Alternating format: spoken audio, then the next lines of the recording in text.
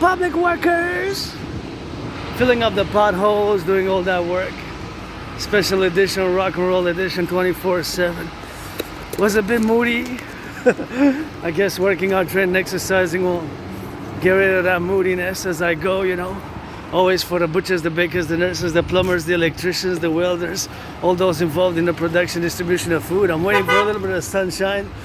Drive safely, drive safely, drive safely. A lot of people are stressed, and I'm gonna drive these steel toes work boots, military work boots. Gonna salute the public workers there. Send some salutations, marching for the public workers, bakers, welders, those in the daycares changing some diapers, the truckers, the electricians, the welders, and they got some work to do. And I see a red one, although my anonymous friend got me a red one. You see if we could get double trouble. Turn your heads left or right when you cross the streets. A bit moody, but now I feel better. I'm out working out, training, exercising. I was supposed to leave earlier, but there were so many events, geopolitical events, and you know I'm an independent geopolitical theoretical analyst and theorist and philosopher, mystic artist, and I do geopolitics 24/7. Here you gotta turn your heads left or right, left or right, left or right, left or right, 3 times on each side, especially on boulevards such as this one, you know, because they're elongated, and that's something which I gotta take myself down. And it's always good to be prudent, and this is one I wanted to check. Although I got one from my anonymous friend, I guess somebody else could enjoy it. But I love that red, my favorite color. The one that I got from my anonymous friend is better, still functions, and that's what we do, you know, 24/7 for the firefighters, the plumbers, the electricians, the welders, the construction workers who build buildings like this. Always important to mention the construction workers. Those, of course, involved in the production, distribution of food, and these beautiful flowers such as this always encourage the embellishment of the public sphere.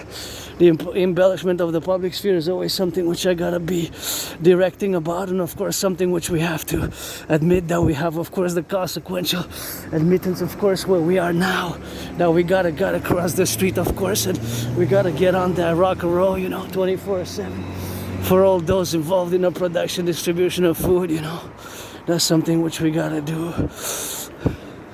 That's what we gotta do, and it's something which we take for granted, you know, all the civilizational complex, you know, and that is something which we gotta be admitted on, and always, of course, encouraging all to work out, train, exercise, and working out, training, exercising is something which I do on a daily. I have that Asperger's, so it's part of my, of course, medicine and therapy, you know, with Asperger's, having HFA, living with HFA, high functioning autism, is something which cannot be medicated because it's not a disease. So I have my routines, ritual-like routines, and it's working out, training, exercising. It's doing involved in geopolitics, geopolitical studies, geopolitical analysis. I am an independent geopolitical theoretical analyst, theorist, thinker, and strategist, and we're gonna get into those geopolitical events of the week, of the day. Tuesday today, 2nd of September, was a bit moody because I delayed my departure for like 4 hours, and I said, well, I gotta go because I gotta march and I gotta do my workout routines, you know, because it's part of my ritual. But there are so many events and so much news on the. Just gonna wait and.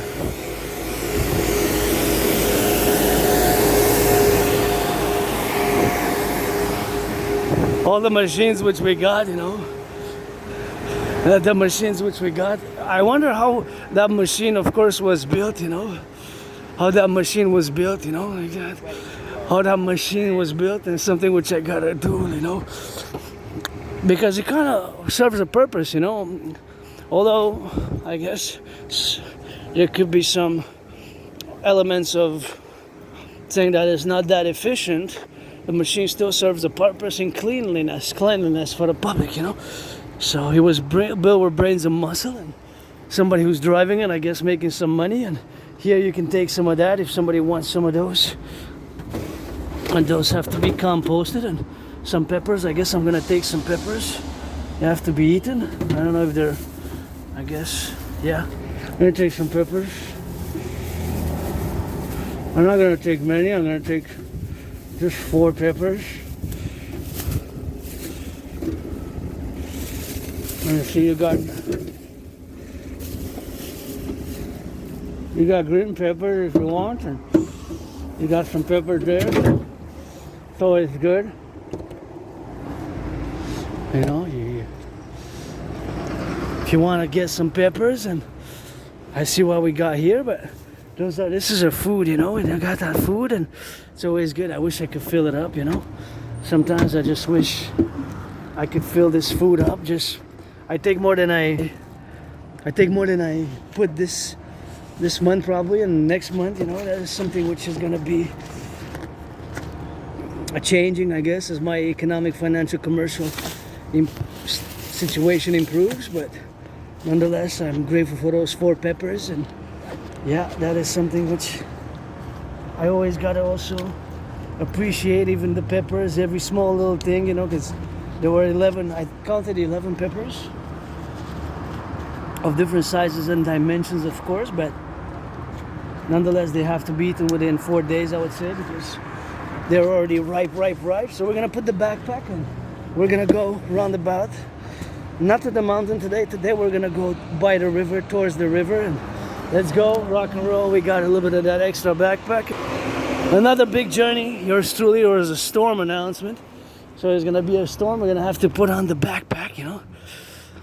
In the backpack, I mean, we got a raincoat, so we're gonna have to put that raincoat on, and gonna have to drive it with the raincoat, and that's just something which we have to adjust, I guess. The temperatures, you know, the temperatures adjustment, and that is something which you can see on one side. It's clear and beautiful, and on the other side, you see that there's kind of storm clouds arising, coming, heading towards us. I guess they can switch on, go on east, west, north, south, and now I'm gonna traverse and gonna cross the street here because it's my moment.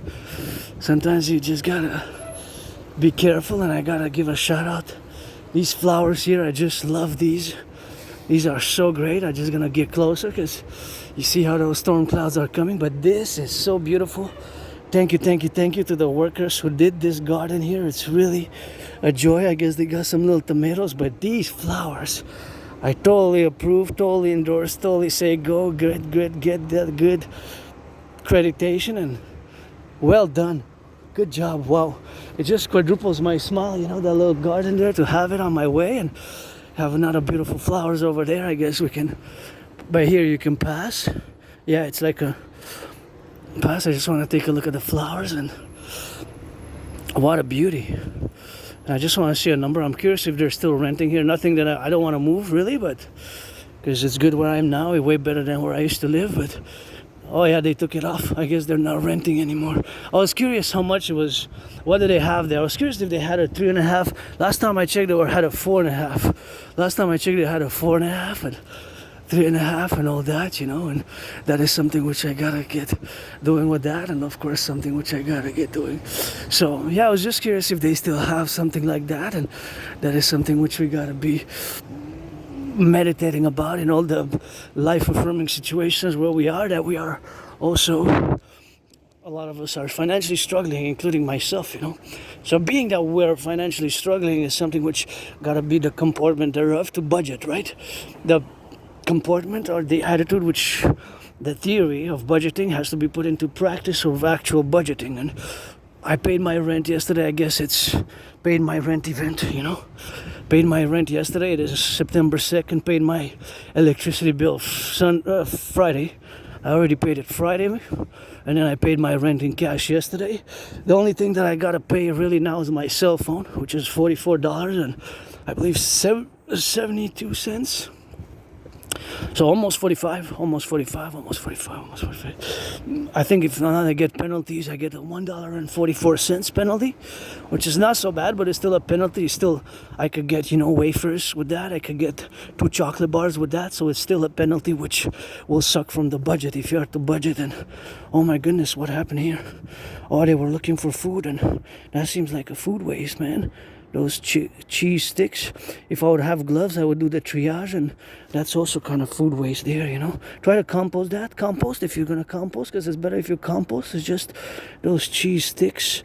Maybe because of now they're not so good because of they've been outside of the fridge, but that's a lot of food waste. These cheese sticks.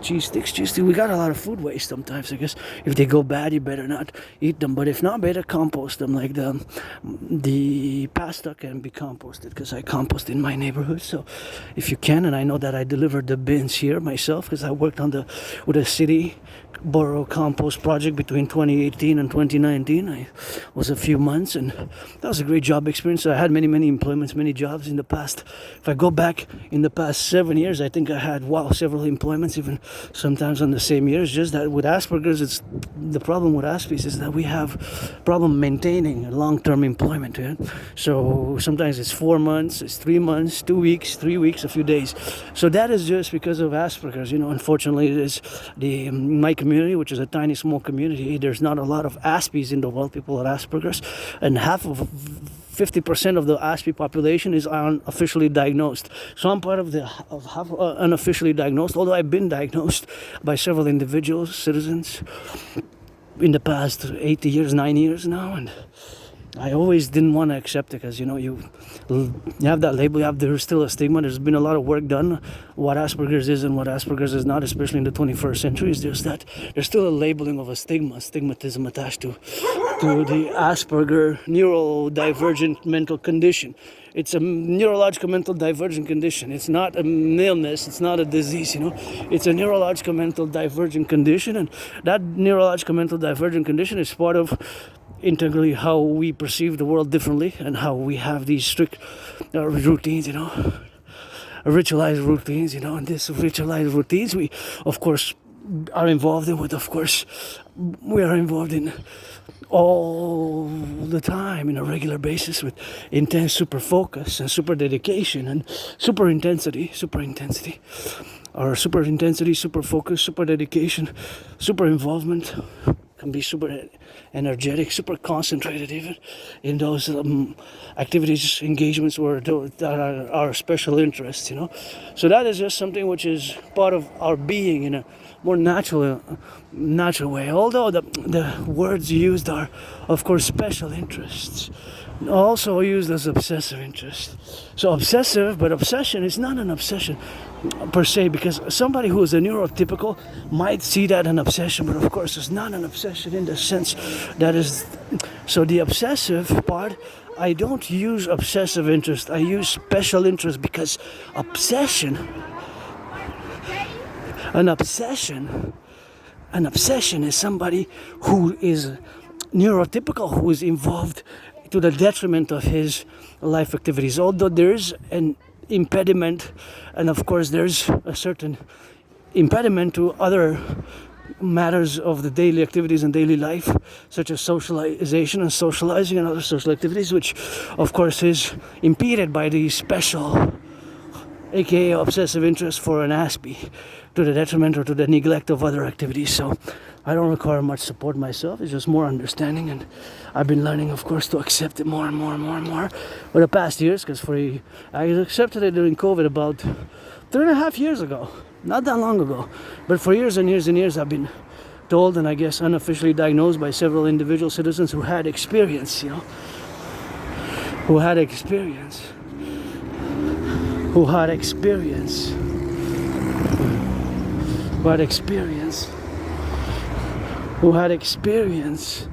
in the medical field, with a healthcare system. I had experience with a healthcare system, and this experience with a healthcare system provides that I was, unofficially / officially diagnosed with Asperger's, and just going to discuss a little bit about it. I just want to encourage you all to work out, train, exercise, and Aspies of the world unite, the 0.44%, because there's not a lot of people with Asperger's. There's less than 1%, and half only are diagnosed officially.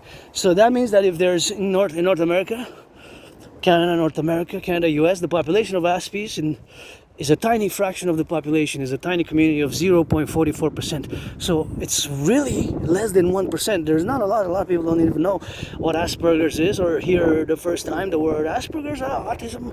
They hear more autism, but Asperger's has been merged with autism in 2013/2014. So this merger has occurred, this fusion, of course, with Asperger's, and of course has fused together, and of course this fusion with the Aspie, of course, Asperger's and HFA has has been now integrally in the united together into the complex where we are. So that complex and that, of course, neurological mental divergent condition is something which we have, of course, in mind to do. So our difference comes from these mutations. Our difference comes from these mutations, and of course these mutations always turn your heads left and right before you cross the street, and that is something which you gotta alert yourself and just gotta get drilling with that, you know. You gotta be alarmed from the head, the hawk eyes, you know. That is something which we gotta get doing, you know. So it's something which we gotta be transmissive about it, and that's something which we gotta be confluential.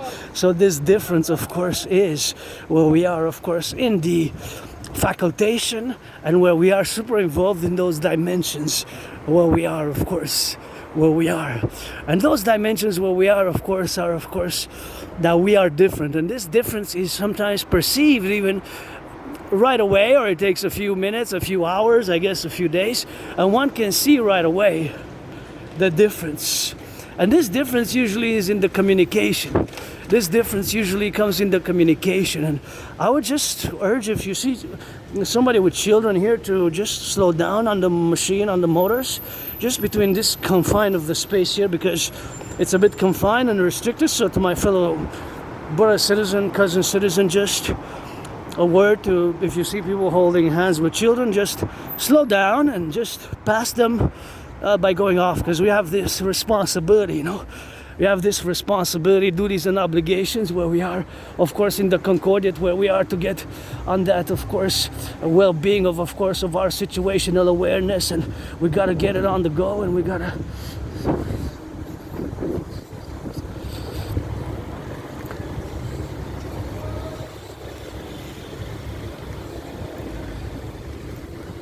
so we have to say of that difference, you know.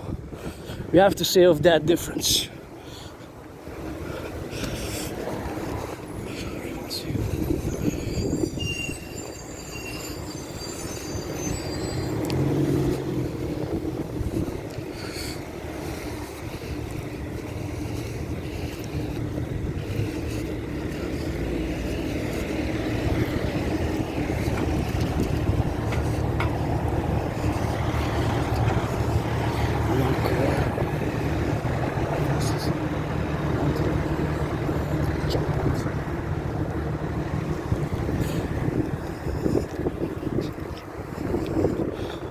Of course, this difference is known, but this difference is not negative or evil, right? So that's what we have, of course, to say. It's not negative or evil. It's not negative or evil. Of course, it's not negative or evil, you know. It's not negative or evil or bad. So it's not bad. It's not negative. It's not evil. It's not bad. It's not negative, it's not evil. So with the citizen of the bike there, which you're a bike now, so you gotta be careful with that, because you might, see, that's a big pothole, you know. So we got a lot of work to do. We got a lot of arbeit. We got a lot of arbeit to do, and that's something which we got a lot of arbeit. We got a lot of work to do, eh? It's a lot of work. See, the public works and sometimes public safety, security, you know, to be hand in hand with liberty, that's just something we require, because I'm also in the public and I got added responsibilities, duties and obligations, and I don't want to have the same duties and obligations at home, right? So I don't have the same duties and obligations if I would have stayed home. I did for hours my geopolitical theorizing, and my anonymous friend asked me to wash the tub. I washed the tub a little bit, cleaned it, gotta clean it more often, and did a little bit of washing of some green towels, and you know, that was fun, and put them outside in the sun, and then I was back to doing what I do in geopolitics and checking my emails, and now I feel, it's strange, as I felt 4 raindrops.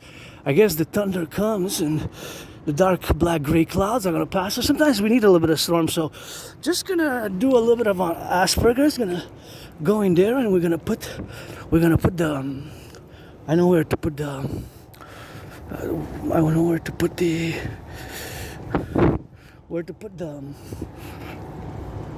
my raincoat, because I brought my raincoat with me. So it's not evil It's not negative. It's not evil, it's not negative, it's not bad, and it's not a disease, it's not a disease, it's not a disease, it's not a disease. And of course, Asperger's is not evil or bad or negative again. The characteristics, the traits, not the symptoms. Symptoms is for an illness. So don't use symptoms vis-a-vis Asperger's, because yes, we have characteristics, traits, which can sometimes be weird, awkward, strange, bizarre, and odd, ODD, but they're not negative, bad, evil, right? They're not. And Asperger's is not a disease, not a disease. It's not bad, it's not negative, it's not evil. Yes, we are different, and this difference can sometimes bring tremendous contributions as well. So these tremendous contributions can be brought about by, especially paradoxically, our special interests, and to the point that my special interest, my holy trinity of special interest, has been for years and years and years, especially since I got out of my depression in 2017. That's celebrating today 8 years since I got out of depression by crossing Canada coast to coast.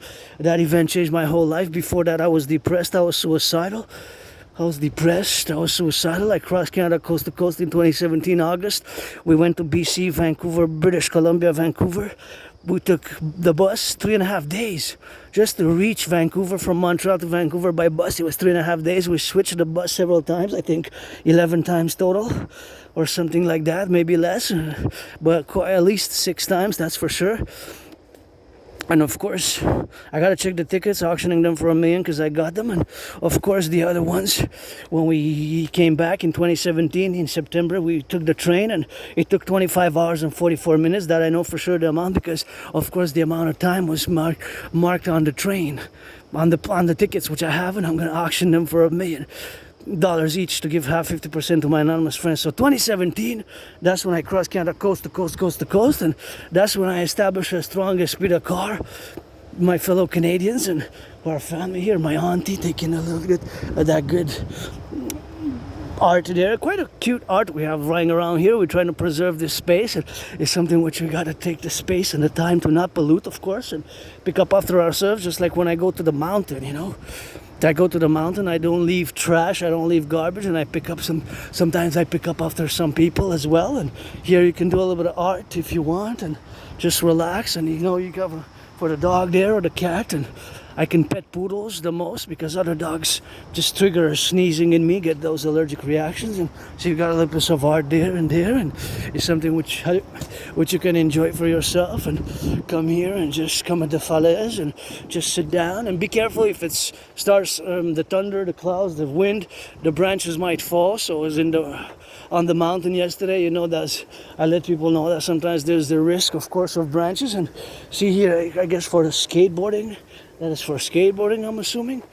So it's a fun place. It's a natural place in the midst of the urban concrete jungle, which of course we have ourselves to evaluate and of course to take care of, because it takes the individual action.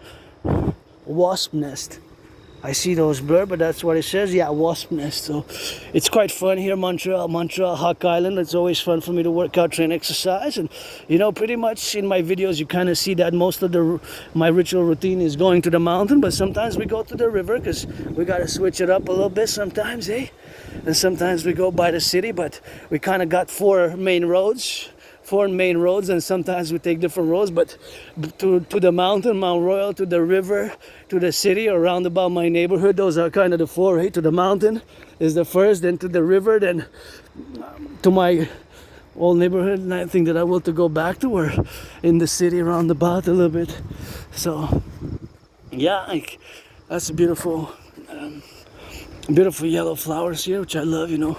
I love those little yellow flowers, which you can observe yourself, and the weeping willow there if you so love, inclined, and I guess more yellow flowers on the side, which I love, you know, and that's something which I gotta do. Those are cute. Those are very popular with the bees.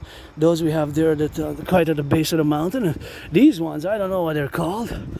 I always hear I say floralis jeunesse, or I give them a Latin attribution name, you know, kind of that Latin name. And I know they don't smell that much, but if you're so interested, you know, in the flora and the fauna, you know, something which we gotta be, and more or less, some people are not, but see how my brain now switches to geopolitics, because this point event in time, I see that there's a train there, see? So I see the train and I know that it's going west, west, west, as we're gonna go parallel by the train, and I know that it's going west. But so many other things I don't know about the train, such as what it's carrying. I do know that it's potentially open to sabotage and espionage because of what I just explained, the DMAA. Remember the DMAA? My raincoat. And I think we're gonna get a burst. It looks like we're gonna get a burst, but just to make sure, you know, that we're safe and the camera is safe to film.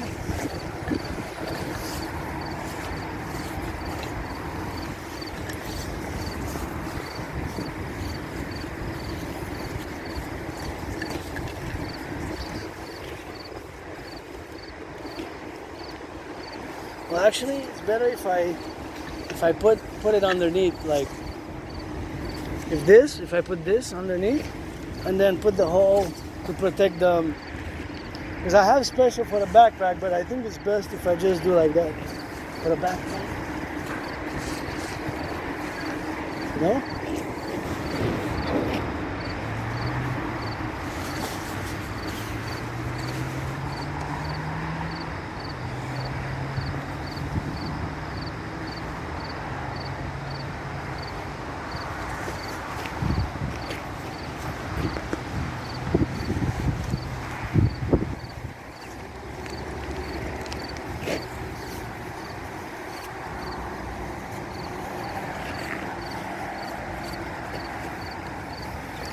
So now that we're well armed, you know, well armed to brave the storm, yeah.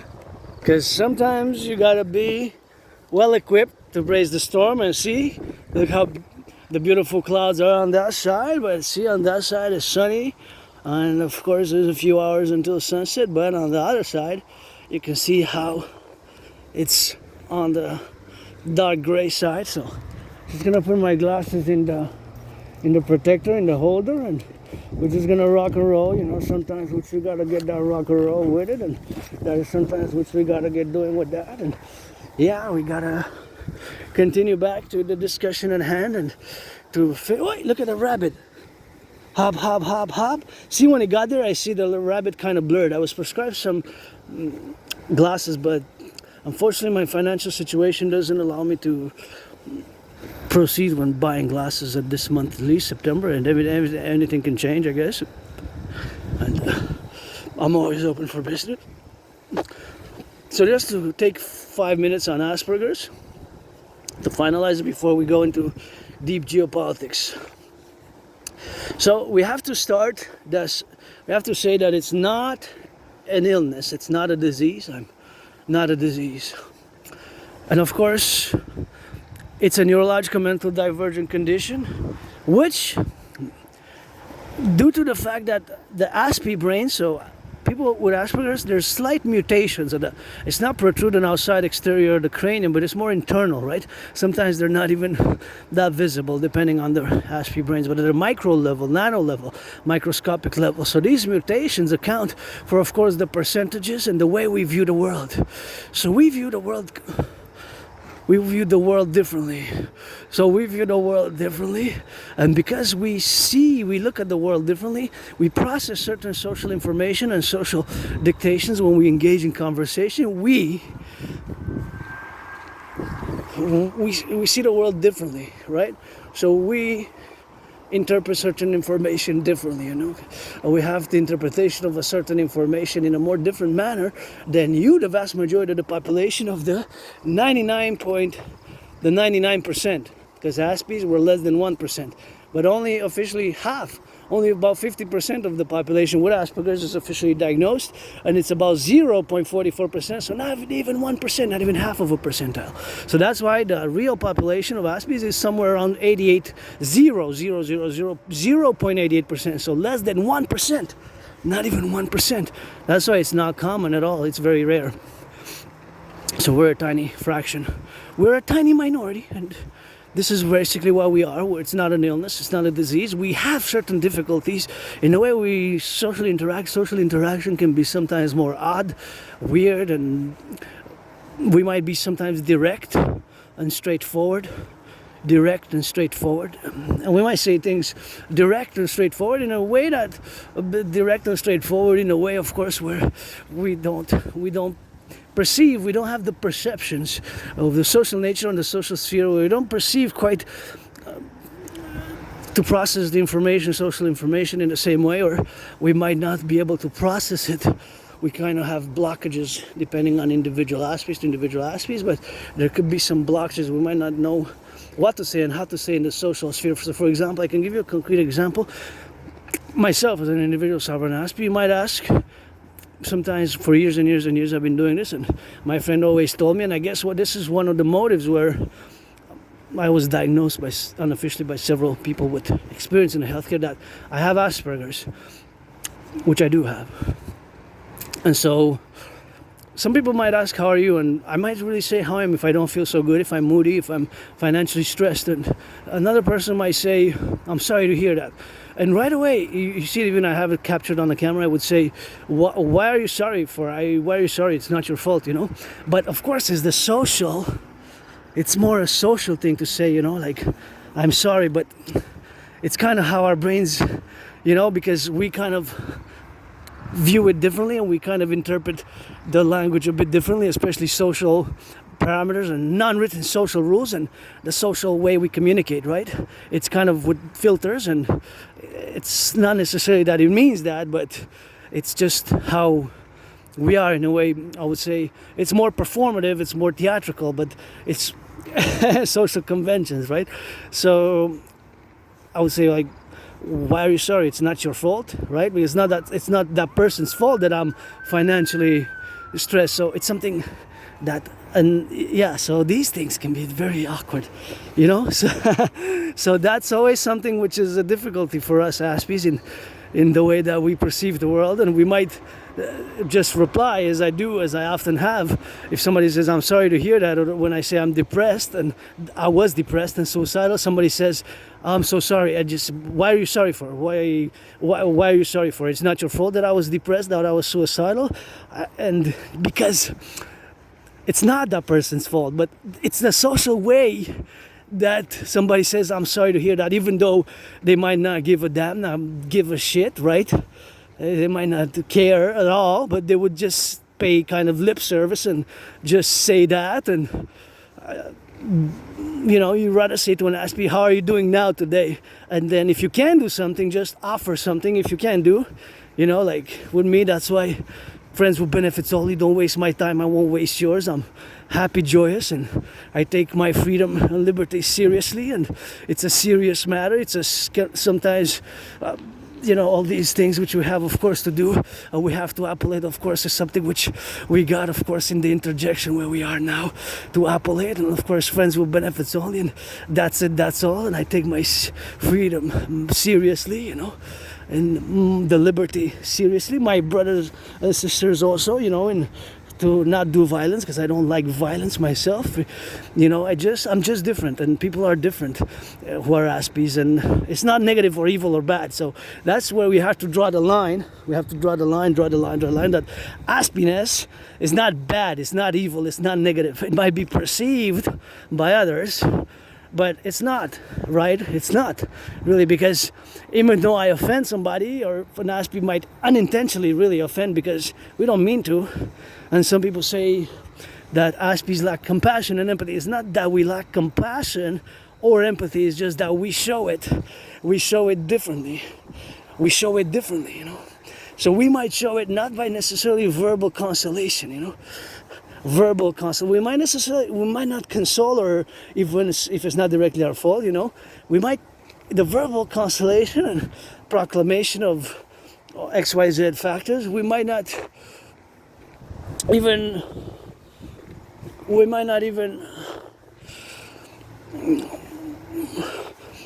say verbally, but if we can, an Aspie, if you're a friend, an Aspie would offer something like an action. If you say, for example, I'm sore, my back's killing me, you want a massage, or you want to rub, you have some cream, you have some, what's that cream for athletes there? The athletes are okay, NFL, NHL, NBA, MLB, and we're not worried about them. They're not financially stressed. They're disconnected. They live in another world, and A lot of people are disconnected a lot from the reality of the majority of the people nowadays, let's face it. And it's all the struggle, financial economic struggles, and all the things that we've been going now, even with the prices increasing, prices of rent, and all the problems we have. There's a lot of disconnect now, between a tiny minority of the population and us. The rest, the majority of the population, which is both in the United States and Canada, financially stressed. And I urge some action, urge some action, because blah, blah, blah, we can just theorize for hours. Sometimes you gotta march and you gotta walk and you gotta get dirty, get back clean, and get some cleaning, get some doing some of that LOVE, whatever it is, friends with benefits only. If you're 18 plus with me, 18 plus, I said that song.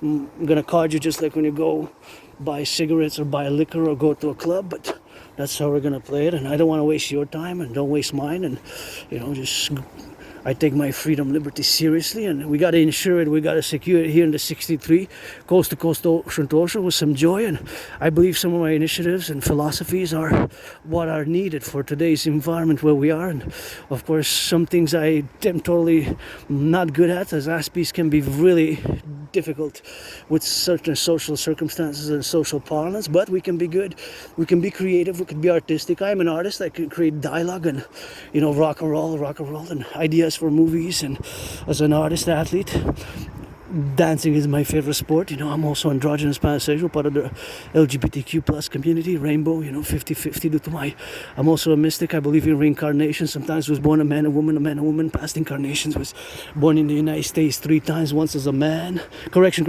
once as a woman post 70-76, and twice as a man. I was born as a man and lived in the United States post 70-76. I served in 2 different wars of the same SAME, same United States Army, founded after 1776. Celebrated 250 in June. So in the past lives, just read that George Patton, Through a Glass Darkly. One of my favorite poems of all time is George Patton's Through a Glass Darkly. And in the past life, previous incarnation, I was the priestess Pythia who orated the great Erythrea to Lycurgus. In the past life, I was the priestess Pythia who orated the great Erythrea to Lycurgus. In a past life, I was the great priestess who orated the great Erythrea to Lycurgus. In a past life, I was the great Erythrea who orated the great Erythrea to Lycurgus. In a past life, as I am priestess H and H now, Asian Hana Dragon, philosopher, artist, athlete, mystic, and geopolitical theoretical understand who has this neurodivergent condition known as Asperger's. See how my brain now works. Although I see it a bit blurred because I was prescribed some of those glasses, but you see those 4 trucks, 1, 2, 3, 4, they're all going west. Those 4 trucks might be carrying bacon, lettuce, romaine lettuce, might be carrying buns, might be carrying bread, might be carrying milk, might be carrying beans, might be carrying butter, might be carrying all foods which are going to feed our families. And now, because of my theory, the DMAA, which I discussed and I will discuss today, the DMAA theory, the direct military action or assistance, which is relative to NATO, related to NATO, our NATO complex, the North Atlantic Treaty Organization member treaties, which we are part of. And we got some meetings now in China, India, or Russia, and solidifying their alliances with the SCO and the BRICS, the Shanghai Cooperation Organization, which of course they just finished their meeting and they're finalized, and they asserted their intention to end Western USA-led hegemonic dominance in the geopolitical world. And see, they're going east and west, and of course in the interior of the plateau they might carry bacon, cheese, bread, butter. I don't know exactly what they're carrying, but that's why we have to know everything that they're carrying. In the plateau, we got, of course, the great rebuilding of our infrastructure dynamics, which we have, of course, to do. We have to build, of course, the great North American collective civilization by mass investment, and we're open for sabotage and espionage. The whole NORAD, NATO, NORAD is related to Canada, United States, and for me it's always the 63, always the 63, the 10, the 50, and the 3, and it's Canada, United States. And I gotta go into geopolitics now just to finalize on Asperger's. The main problems we Aspies have are, of course, lack of friends, I had many friends I made, but lost a lot of them, most of them.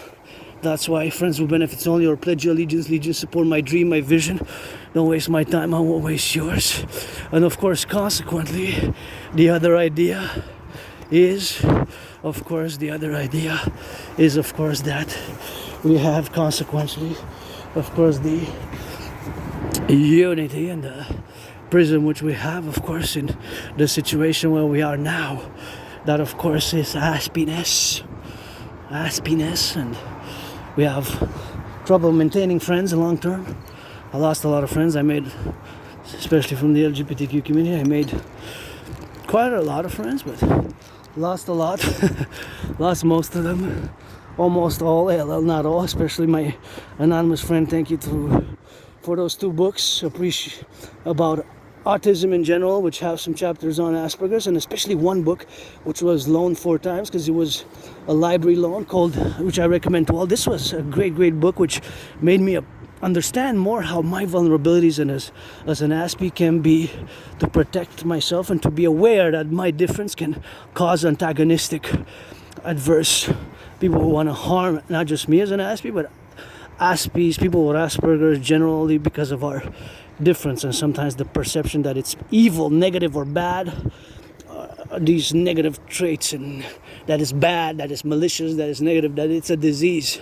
It's not a disease. It's not a disease. Oh, this I gotta recycle. See, this is more bad than somebody who... This I gotta recycle there. Produit du Québec. Oh, wow. Chemin de Vinaigre. So many places where I haven't been. And we gotta visit together. Chemin de Vinaigre. Rigaud. Oh yeah, Rigaud, I know it is. You know, I actually spent so much time on the island, you know. I think last time I went off of the island was 6-7 years ago. So I can say for sure that since I had COVID, I survived COVID, you know.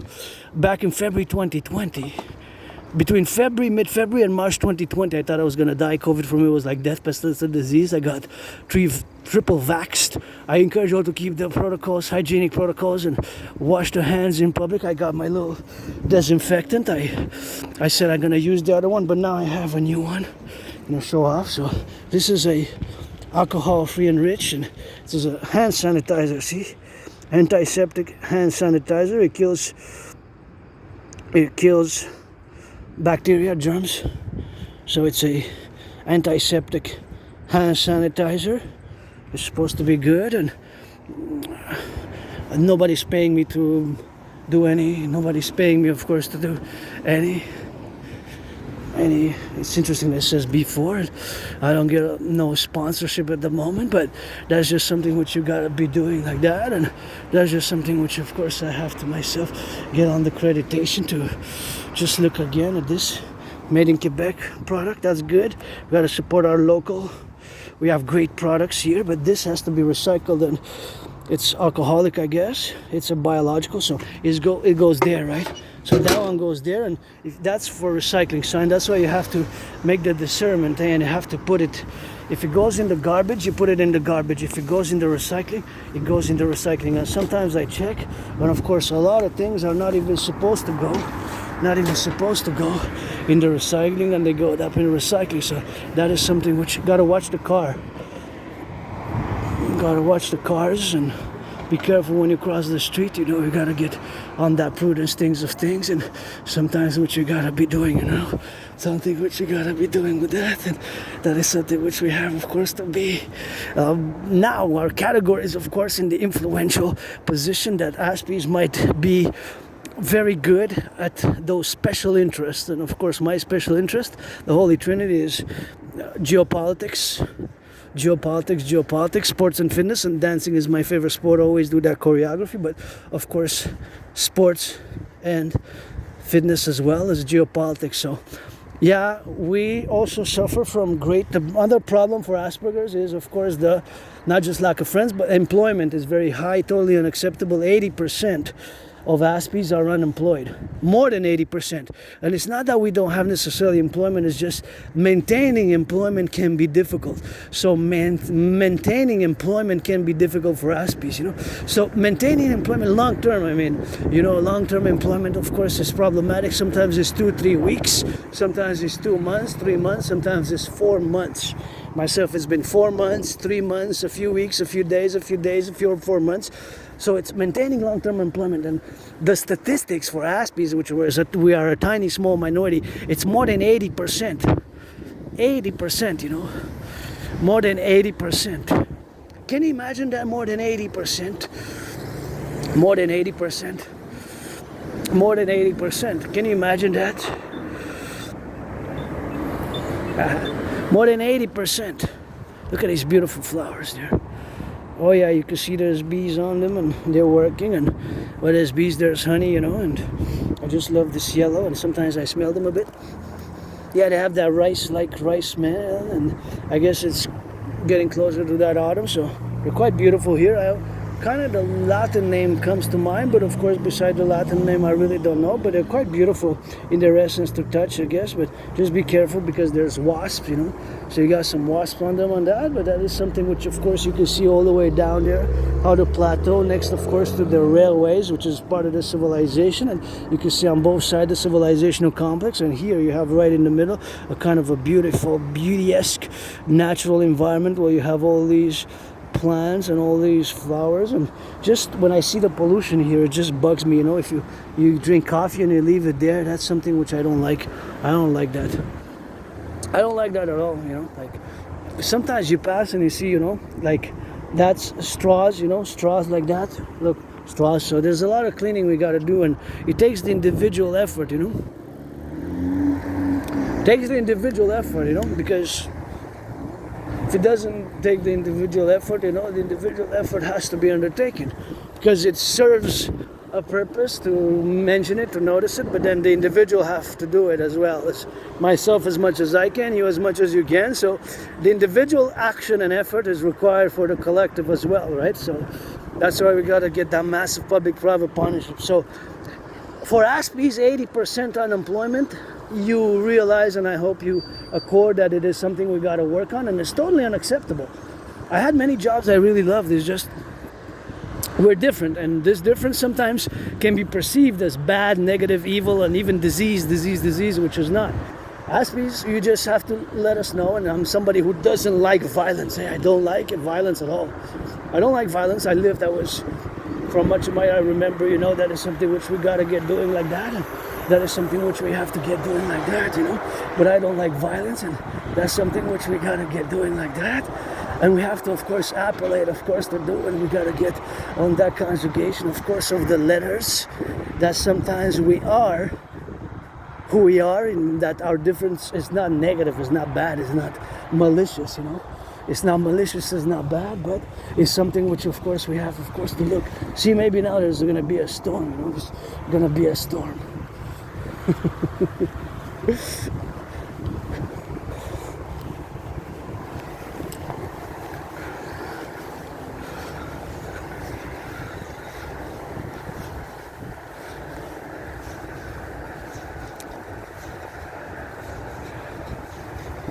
I go cold blooded.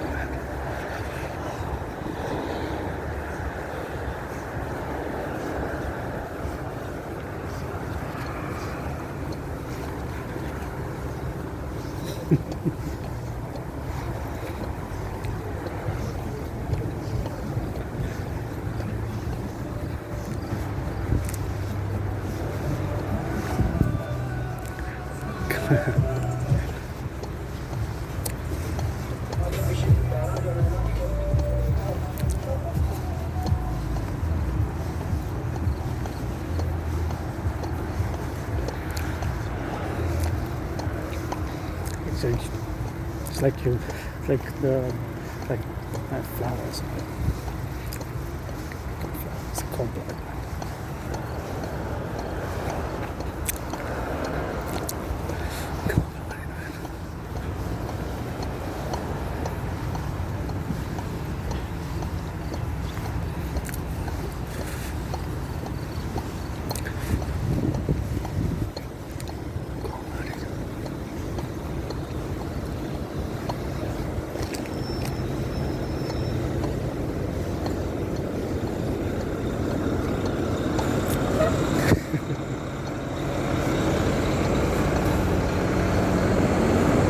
dito.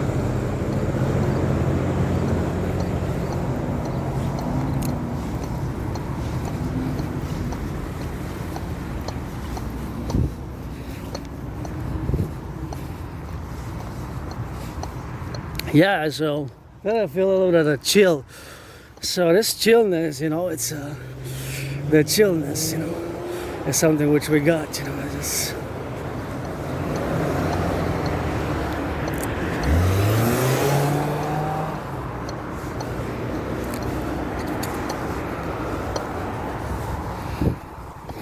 so this situation is that we're different, and this difference is not negative, it's not bad, it's not evil. It's just we have to build bridges. See, like that bridge over there, we have to build bridges sometimes that are small, sometimes that are medium, sometimes that are large, sometimes that are extra large, right? So whatever the case may be, whatever the bridges which we have to build, of course, sometimes they're small, sometimes they're big, sometimes they're large, sometimes they're extra large, you know. So with those four categories, like that bridge, that bridge, that bridge, and that bridge, they kind of look a bit more medium size, right? But we have to build bridges. Whether we build small bridges, medium-sized bridges, large bridges, extra large bridges, we have to build bridges, because I don't have antagonistic feelings, you know. I don't have antagonistic feelings, you know. I don't have antagonistic, resentful feelings, you know, against my fellow neurotypicals, the 99.56%, you know, the 99.56%. I don't have any antagonistic feelings in regards to the neurotypical community at all. It's just, you know, the suffering, the struggle, you know, that I've endured, I've lived, and I live with my scars, and I live with my aspiness, and there's no medication that you can medicate Asperger's, because it's not a disease. So we just have to manage the characteristics. And see, there's a bridge coming there. I'm going to cross that bridge. So just like that bridge was built, so we got to build, I'm saying, the categories small, medium, large, or extra large. Within those four categories, it's just like when you order coffee or when you order fries, you know, you might order small fries or coffee, medium size, small or coffee, large or extra large cup of coffee, or large. Those four categories generally. Those four general categories, of course, they could be subcategories of different colors as well, right? Because we're a diverse population. It could be black, black, black, black, or white, white, white, white, or rainbow, rainbow, red, red, red. Scarlet is my favorite color, but you gotta go with some green, and the black and the white, and the white and the black gotta go with the rainbow as well. With the rainbow as well. So that has been stated, and it's unacceptable that Aspies face and live, because we're a community, a living community. We're human beings. We're not bad, evil, or nor are we a disease. And we're human beings who live and who love in our ways, and who see the world differently, and who have a lot of things to contribute, especially when it comes to those special interests. And it is unacceptable that 80%, more than 80%, that's 4 out of 5 Aspies, 4 out of 5 Aspies, that of course, 4 out of 5 Aspies are unemployed. Mass, the numbers are 11 times bigger than for the neurotypical community. 11 times bigger. 11 times bigger. Just like depression and suicidal is 9 times bigger. And the other aspect of it is, the other aspect, of course, is the lack of friends. But this lack of friends, I have the solution. This is with solutions we gotta focus on solutions. Friends with benefits only. Don't waste my time, I won't waste yours. You want to do that good loving, black, white, man, woman loving, trading massages, because I wish I could afford a massage therapy session. And don't waste my time, and don't waste yours. Pleasure and purpose. The body is a temple for pleasure and purpose, and I've been investing in mine since I got out of my depression. I was depressed and suicidal for about 3 years. 3 years is, I guess, from 2014, kind of summer 2014 till I crossed Canada in 2017 summer. So I celebrate 8 years, and I don't remember my life prior to 2014 spring. I have trouble remembering my life, but that's already a long time ago. We're 2025 September, so that's more than 11 years and 4 months ago. I used to live in a very moldy underground small place. It was like a prison cell with lots of mold, MOLD, and I didn't even have a bathtub. bathroom was so tiny and small. It was like a tight prison type of cell. It was an underground basement, a room. It was basically one room. I didn't even have a kitchen. Now I have a kitchen. It's way better where I live now, but I guess I served my time. And I don't know if I was a junkie, if I did a lot of drugs, you know. I don't know if I did a lot of drugs. I don't know if I did a lot of drugs, or if I was a junkie, or if I consumed alcohol, you know. If I consumed alcohol. Maybe I was an alcoholic, you know. Maybe I was an alcoholic for a few years, or did drugs for a few years. That's why my memory, my life prior to spring 2014, except for what I have written in journals, I can't find a birth certificate. I can't find other things, a birth certificate. And I know I graduated high school close to Montreal Island, and I lived for years and years and years. As a matter of fact, I think it's been more than... I think last time I left the island of Montreal, because we're an island, was in 2017, when I crossed coast to coast, ocean to ocean, cross Canada, coast to coast, ocean to ocean with my anonymous friend. And see, that's downtown Korea. That's where we were yesterday. The mountain, you can see it afar off. You can see the mountain afar off, and there you can see the downtown Korea. There you can see the downtown Korea right there. You can see the downtown Korea. You can see the mountain there afar off, you know. So that's where you can see it afar off, and you get around that afar off. It's there where we were yesterday, atop there, atop the mountain, Three Peak Mountain, Mount Royal, where we are, of course, where we go, my second home, and the headquarters of the Dancing Goddess and the Dragon King. So sometimes memory comes back. I remember I gave myself a new deadline by September 11th, so I'm planning to go maybe tomorrow or Thursday, because the full moon's coming, and ending that 40-day rite September 10. But I was attacked. I survived a vicious surprise attack. I was hit in the head a few times. Hit my head on the concrete, and had a dislocated right arm, right shoulder was bloodied up, bloodied up, bloodied up, bloodied up. I survived. I went to the Jewish General Hospital. I got to go retrieve the archives, and I was put on some meds.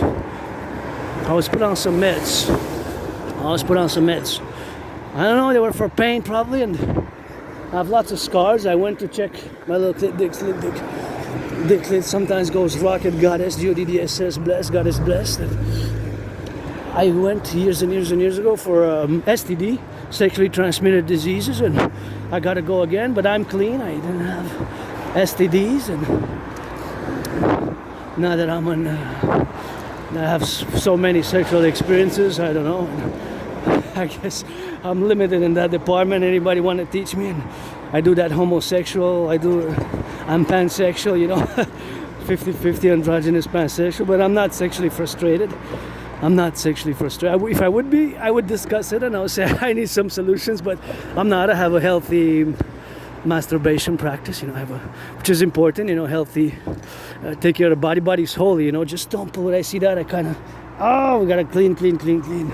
So I'm more concerned about my work, you know, and sexuality. I've been in the open for years and years and years. I think many years, since as long as I can remember, you know, because I've been going to pride parades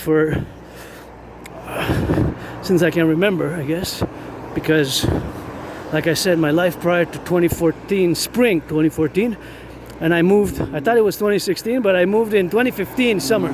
So I remember leaving that moldy small place, you know, underground mold. It was like a tight prison cell, and I just have trouble. It's like a blackout, you know. It's like it's flashes of trauma and surviving that vicious surprise attack.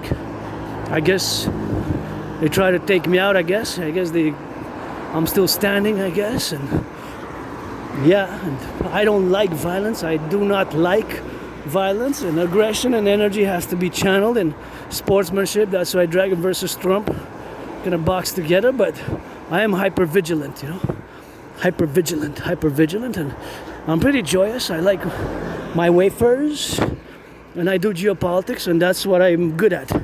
I'm now gonna stick to what I'm good at and finalize on Asperger's, and then we're gonna get into geopolitics, because that's my work as an independent geopolitical theoretical honest and theorist and artist, athlete, AA artist and athlete who loves that rock and roll and who gets it on the go, you know.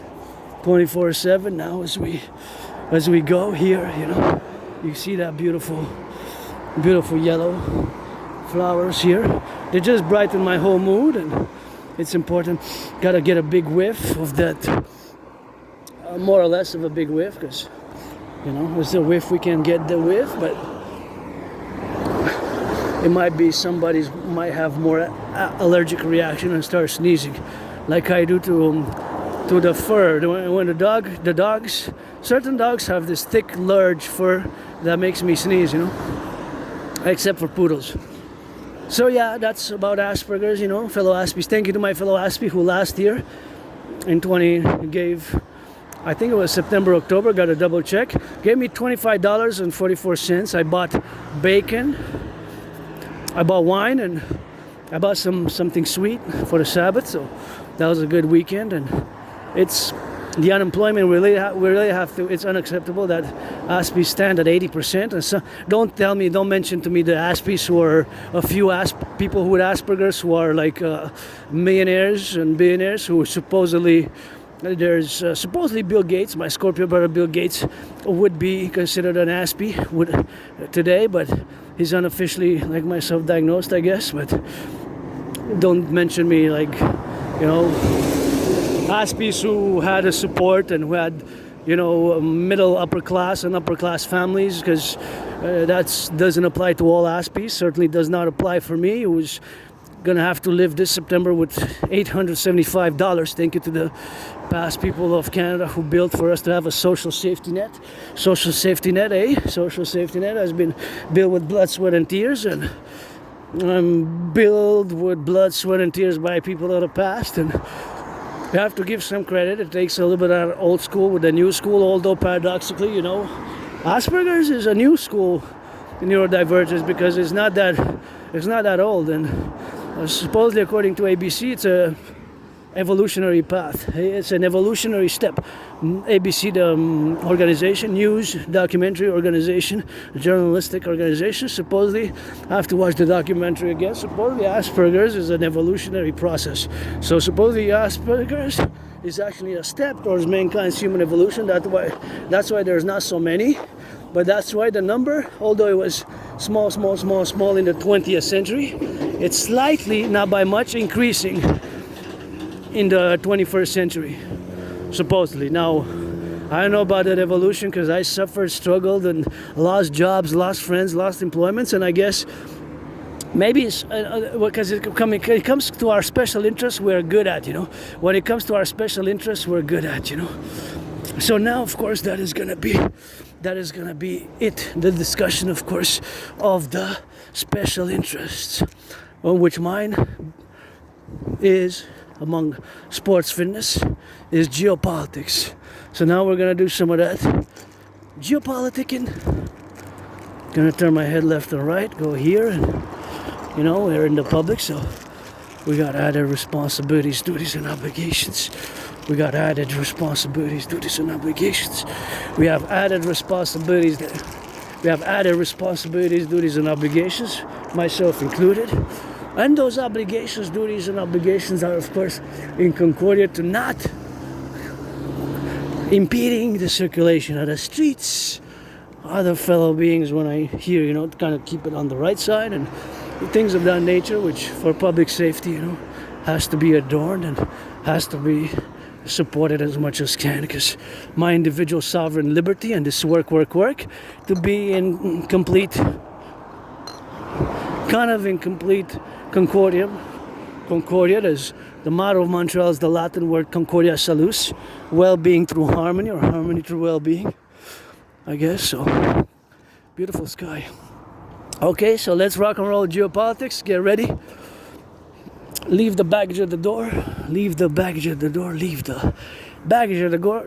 We are entering my domain, my field, my realm, my special interest, aka obsessive interest, which Aspies we have. Geopolitics will not foment too much on the definition. The definition is broad, inclusive. It is the study, the analysis of political events political polities and geopolitical structures, organizations that have to do with the military alliances, with political alliance, with trade alliance, everything to do with the relation of politics really and geography. That is more the simple definition, although I guess most of us give larger definitions of what geopolitics is, because it encompasses even statistics, labor statistics, productivity, currency fluctuations, and military alliances, and of course conflicts and wars and history, and of course lots of civilizations, and it has to do with the whole world. Everything that includes governance, politics is included in geopolitics. Here we constitute a North American civilizational collective. North American civilizational collective. Of course, we're a new civilizational complex, which is not so.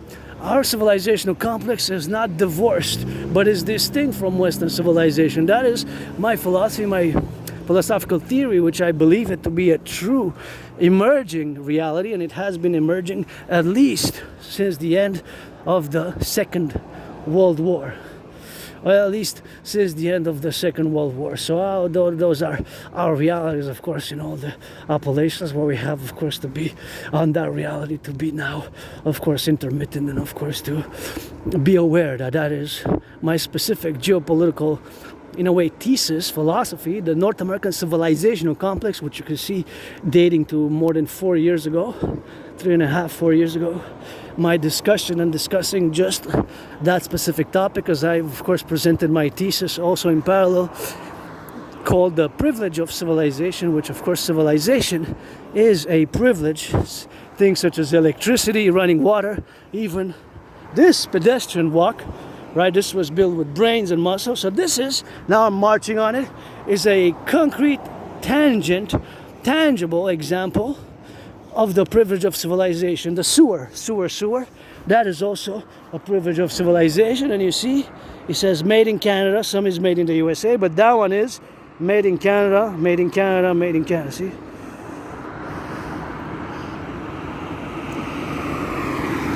Yeah, that's made in Canada.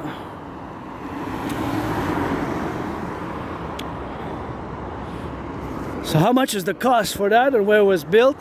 Now that is also can be a part of geopolitics, because it has to do with, if you haven't guessed, I'm going to give you 4 seconds. 1, 2, 3, 4, time's up.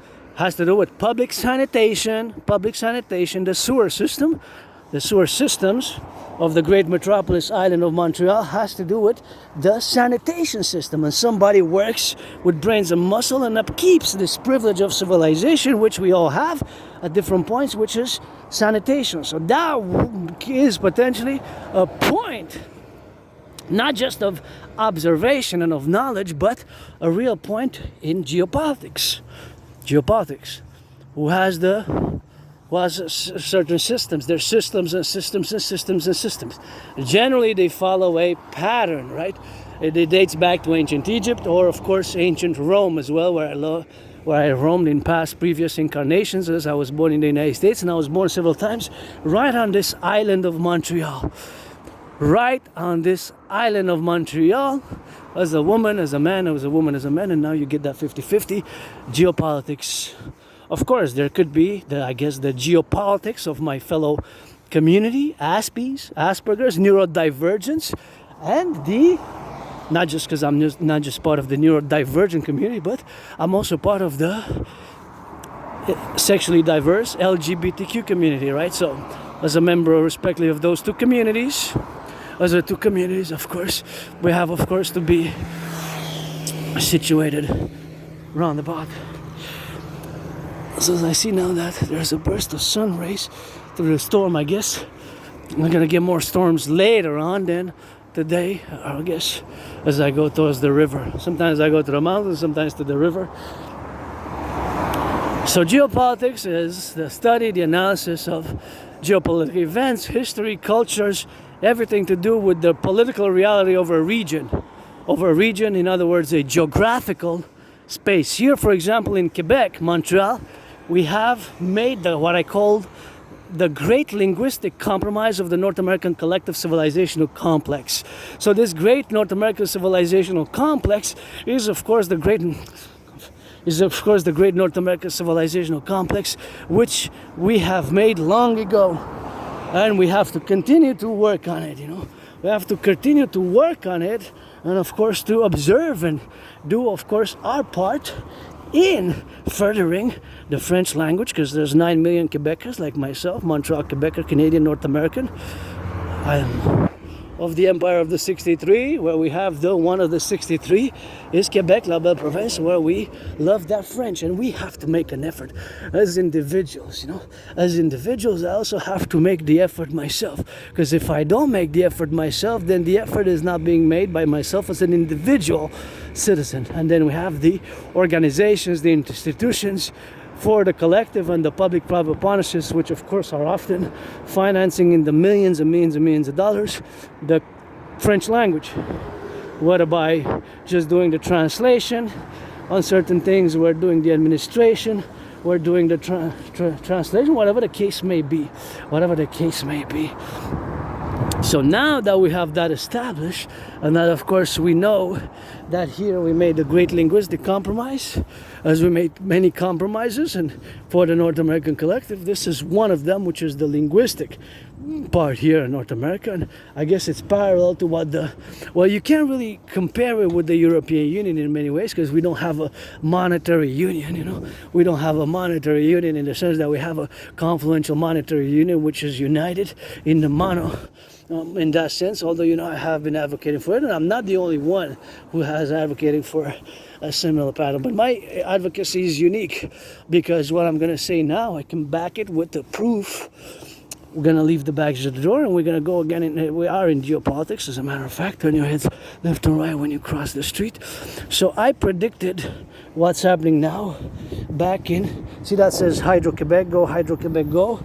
That says Bell Canada, go Hydro-Quebec, go Hydro-Quebec, go, That's Hydro-Quebec, and this is a major part of our electricity, which is clean, zero emission pollution, and it is of course a great jewel, because it does not pollute, and it utilizes the water, the lakes, the rivers, to build those dams, mostly around lakes, rivers, and water. And interesting enough, we have 63. For the 63, we're going to need to build some more. So of course that is a major part of our all electricity in Quebec actually comes from those. It's renewable, it's zero pollution, zero emission, which we got to take great pride in, especially the workers of the 20th century. And our electricity goes of course to 5 or 6 states now, all the way Vermont, Maine, New Hampshire, New Jersey, New York, and I believe Massachusetts as well. So maybe on that go. But as a matter of fact, I know that about 20% of the electricity goes to Manhattan, Manhattan Island in New York. Can you imagine? So that's pretty far away. A fifth of that electricity supposedly comes from up north here, from Hydro-Quebec, and that is about 800 kilometers down there. We're marching, taking our steps and marching south now, right? So our direction now is south. We're marching south, right? Yeah, keep that in mind. That's east and that's west, and in the back of me is kind of north. So that is something which we have to take into account. That accounting has to be done in that manner, where we are of course to get that accounting done. So of course, there's technical details, which specific details I lack myself, but nonetheless, that is where we are, of course, now positioned to be, in the sense where we are now together, and the sense where we constitute a collective civilizational complex, and this collective civilizational complex is part of the great North American civilizational complex, of which Quebec is right here, and of which, of course, we made a great linguistic compromise to continue the French language and to have, of course, the appellation of the Hydro-Quebec, which is a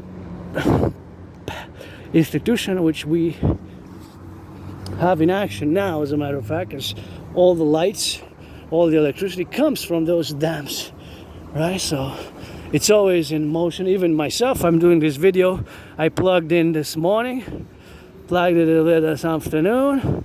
Gonna plug in some more when I come back, and that is just the truth that I'm doing this work thanks to Hydro-Quebec, because I do this video by the electricity, which is clean, zero pollution, and zero pollution, which is now allows me to gaze at the sun and do this recording. So geopolitics back in 2019. I'm gonna go back to 2019. October 2019 to be specific, October 17th.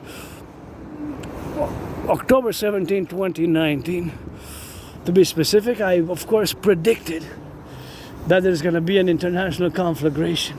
So I predicted what's happening now in a general manner. Let's check out the sun a bit. Oh yeah, it's bursting. I'm looking for the rainbow actually. I'm not seeing any rainbows in the sky, but we're gonna just cross a bit here and maybe wait to see a rainbow, you know. Maybe wait to see a rainbow. Just take a few steps and I'm gonna check. I'm not seeing any, but suppose there should be, technically, if there's rain, if it rain here, see? Here it looked like it rained a while ago because the floors are kind of wet. It's not really the floors, but pedestrians. So as I gaze towards the sun, there should be a rainbow in the sky somewhere. Maybe it's not visible. Anyways, maybe we're gonna see one. I'm just gonna keep looking up because I want to see the rainbow. Huh? Do I see it? See the rainbow, see the rainbow, see the rainbow, see the rainbow. I guess, well, because I always got that Canada tatted up on me, I guess I'm a walking rainbow aspie, geopolitical theory, clandestine tears. So of course it's something which I have to do myself. So of course geopolitics is again the study of politics, relations between nation states, governments, organizations, institutions, everything to do with politics. So that is a brief summary definition because it encompasses a lot of different things. So we're gonna go back in time to 2017. Oh, correction, well 2017 I got out of my depression, and most of my work dates that I can pinpoint, that I mostly discuss in the past videos of the past years, is my work. Sometimes it goes back to 2015, late 2014, but most of my work as it relates to geopolitics and the theories, philosophies therein are made, created, produced, and worked by yours truly post 2017, after I got out of my depression, and especially such theories as the total mobile defense theory, which is part of the bipolar geopolitical strategy for total BDD, benevolent dominance and dominion of the North American collective by fusing Canada and the United States into the perpetual imperial democratic republic, which we're going to get to eventually today and in the coming dialogue. So of course, back in 2019,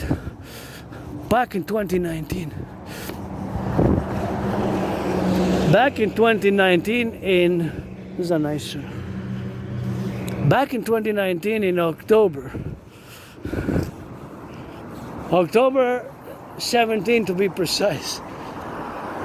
October 17, 2019, I predicted, after an in-depth analysis, because my annual analysis usually begins for October, November to finalize. My geopolitical year kind of begins kind of on the 24th of October,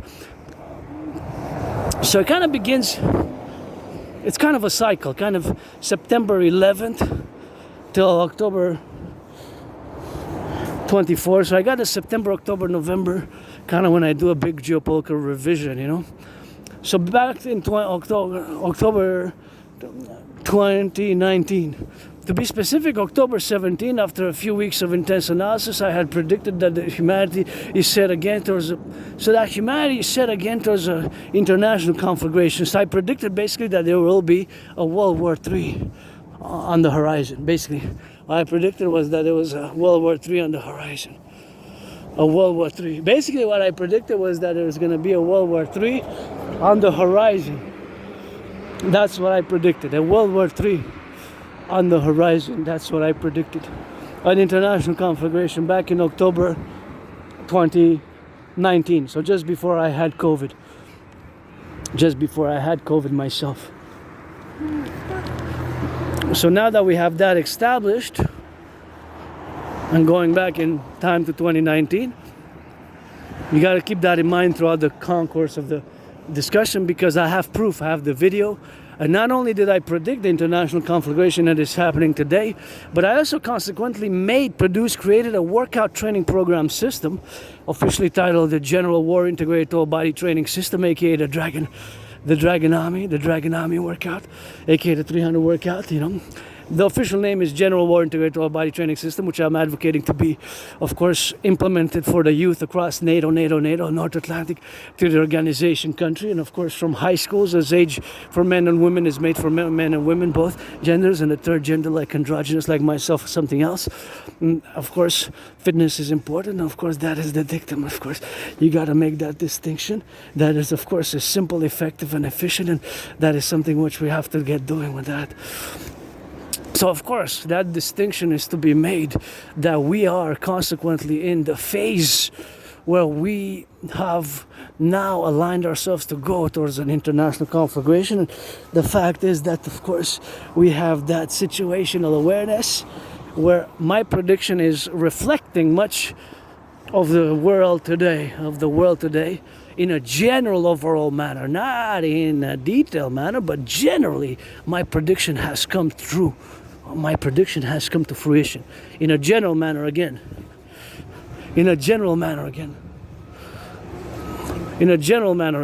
So not all details with all details, but of course in a general manner, of course. So that is something which of course we have to keep in mind, of course, generally where we are, of course, to be positioned in the situational awareness where we are and where we check. Sometimes you got to check the prudence here because you might not see properly, but now it's not really our turn to pass, you know, because it's not the real lights. The real lights have to be changed there, so I guess we gotta, of course, confluentially press the button, you know. So that is just the dominion where we are, of course, with the naturalness take of things, and that is something which we have, of course, to appellate, of course, in all the situational complexes where we are in the awareness that our safety and somebody else's safety and security, given that we are vis-a-vis certain protocols of the civilian military security integration, which we have to work on in the North American Collective. We have to work together that my safety, your safety, is sacrosanct to the individual liberty, and I have to also cross the street prudently, in the sense that I have to cross the street prudently where we are now, to be operating, of course, where we, of course, consequently, where we are the domains in the public domain and in the public domain, and that is something which we have, of course, to be, and something when we got to be living with, you know. So ASPE, see, just to show you an ASPE trait, you see that bus there on the side of that bus, there's the number 40 on the line and 0.46. But then on the other bus is the number 44. See, on the other bus is the number 44 and then that line. So an ASPE might, of course, concentrate and, of course, reflect on how come that is different, the numbers are different, and what do those numbers mean. Because it's not the number of the bus. The number of the bus is 35, and the other one, that's not the actual number of the bus. See, that one's number 35. So that must be a classification, a number, of course, allocated and inscribed on the particular bus to be meant to be as a classification. Because that's the number of the bus is actually 198, right? That's bus 918. But what that number means is something that we ASPE sometimes focus on those details. In other words, we might focus on certain weird object details like that. So that's why maybe in geopolitics, I was able to predict what's happening now, because it's a complex, multidimensional, academic, scholarly, intellectual, philosophical, cratic analysis. But nonetheless, generally, as I make a summary, of course, in the past, present, because I will make it now, I predicted that due, of course, to the fact that many nation-state civilizational complexes were not able to fully resolve their conflicts dating from the 20th century, that those conflicts are going to recommence. That they're going to restart and recommence. So that was the main premise of it, the main idea. One of the fundamental motives, if you will, of my prediction that there's an incoming World War III, an international conflagration is a World War III basically, due to these unresolved conflicts from the 20th century specifically. And if you notice what's been happening, that these conflicts have re-emerged have re-emerged. These conflicts re-emerged from the 20th century. From the 20th century, these conflicts re-emerged. These conflicts re-emerged, you know. These conflicts re-emerged from the 20th century. These conflicts re-emerge. If you look at Russia, Ukraine, it's an unresolved conflict from the 20th century. If you look, of course, at the Israel-Hamas, Palestine is a conflict from the 20th century, you know. So those conflicts were not fully resolved, you know. They were not fully resolved, right? They were not fully resolved. That's what has been happening. They were not fully resolved, and now they have actually re-emerged. The potential Taiwan-China, ROC, Republic of China, their conflict is a 20th century, which is, of course, something which we have to, of course, appellate. And, of course, we have to, of course, dictate, and, of course, we have to communicate, and we have to express it in such a manner that most of the conflicts have spawned different conflicts and different alliances are those conflicts from the 20th century, you know, from the 20th century. From the 20th century. So those conflicts from the 20th century have, of course, re-emerged in a general manner. Again, not in an overall manner. Those conflicts which were not fully resolved, right? So they didn't have a resolution. They did not have a resolution. So these date from the 20th century, from the 20th Cold War period. From the Cold War period, which, of course, that Cold War period, watch the car. Gotta slow down, man. Holding hands, I love when I see people holding hands like that. It gives me some hope. Give me some hope for the youth, you know. Got some hope for the free world. Always nice to see some hope for the free world, you know. Somebody making some loving, and we gotta get it on now, you know, to cross the street, because love is important, you know. If you want to be my friend, we'll benefit. Holding hands, we gotta ride that, and that's riding, you know. That's riding. And that's what gives me hope a lot. So I always quadruple my smile to see that, and always quadruple a little bit of that smile for myself, although financially stressed still, you know. Support commission, do some commissioning work, and I'm always open for work. So back to what I was saying in the intermediate positioning, that, of course, we have, of course, to state that my analysis, although it was a very intellectual, academic, rigorous, multifaceted one, the summary was that, or one of the main fundamental motives behind my conclusion of October 17, 2019, more than 5 years ago, that we were headed towards a World War III, aka an international conflagration, was, of course, due to the fact that these unresolved conflicts were not, of course, were going to resurface. And of course, you see, Russia-Ukraine is an unresolved Cold War period conflict. The Cold War lasted between 1947 and 1991, December, the end of Perestroika, 1991, December, end of 1991, end of December 26, 1991. So some historian scholars say that the Cold War actually lasted 45, even 46 years. I say the Cold War lasted almost 45 years, almost 45 years. That's why I play. So I can go a bit more, but I'm not set in stone on that. But that is my general idea, my general composition, where, of course, whence I, of course, state and make, of course, take the liberty, of course, to do the Concordiat and to do the Concordiat, where I have, of course, to say and have to state in that intellectual manner that was my conclusion back in 2017. So now that we have that concluded, and of course we have, of course, to be concomitant about all the other ones, where we are now and where we live now, that it has evolved, it has followed a similar pattern of my prediction in a general manner, not every detail by every detail, but of course there was a multi-layer to it. On the nuclear question, there was a bit plus more than 50. So it was inclined for more than 50%, right? So more than half, but not necessarily 2/3. So it was 50 plus, right? For a yes, nuclear weapons being used, but it was close to 50. So 50 plus, and the other one is 50 minus. So it tilted towards the majority without reaching the majority. In other words, the conclusion that the possibility, just like a vote, you know, it was 50 plus, and the other one was 50 minus. Minus for no and plus for yes. So very close, kind of half-half, if you will. on the nuclear weapons. However, what was two-thirds, 66.6% plus, was that biological weapons were going to be used, bioweapons. And funny enough, I don't know what caused COVID. I believe it was snakes to human beings. But I had COVID and my COVID symptoms began mid-February 2020. And they lasted until mid-March 2020. Mid-March, so like a few weeks. But I thought I was going to die. I had the hardcore COVID symptoms. I really said, this is it for me, and I'm dying, and that's it. I'm gonna die where I live now. I guess I died and I'm being reborn. I guess I'm on my fourth rebirth now, I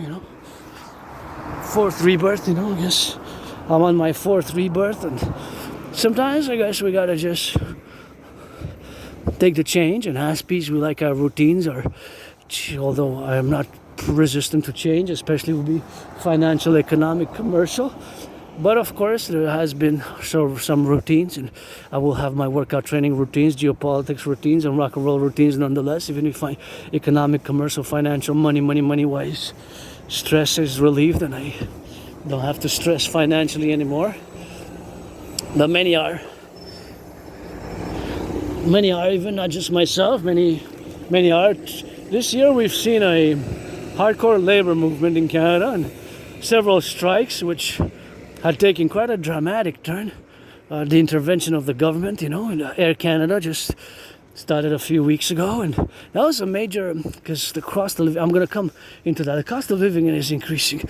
So of course all the general appellation, of course, is something which we have in the situational awareness where we are now, to get on that appellation where we are, conquer Italy, and where we are now involved in, of course, this level of analysis and theorizing, and we have to stress the situational awareness that we are stressed and we are on the verge of a financial collapse as well. We have to be honest with.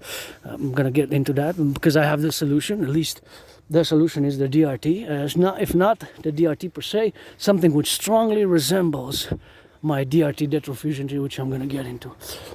So now we're just gonna discuss a bit of the DMAA, because it's important for me to not neglect it and not discuss it, because it's super relevant for what's happening today, and it's super relevant for the past days specifically, as we have seen perhaps a consequence of exactly paradoxically what I have discussed for years and years and years, and I've introduced more in depth, I guess, this year, what I call the DMAA, direct military assistance or action, which is my geopolitical theory. It's not just a theory, it's a philosophy, and it's a framework of reference for future action vis-a-vis our NATO, ourselves as North Americans, as Canadians, Quebecers, and North Americans, and it is NATO specific.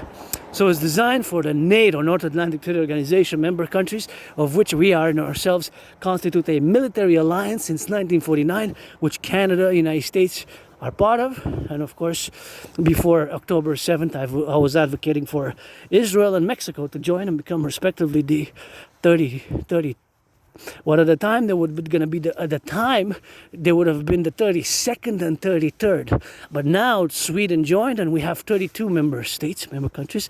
But it seems that there's some questions in regard to Turkey's gestures and abilities, which might be an impediment to certain convocations and furthering to unite ourselves in a world peace, public-private partnership mechanism to the future be, but first and foremost, let our empire, the 63, rise and be. So that is where we have the equivalencies and the equivalencies of all our right-affirming situation and aspects where we interact, that it is in a geopolitical manner.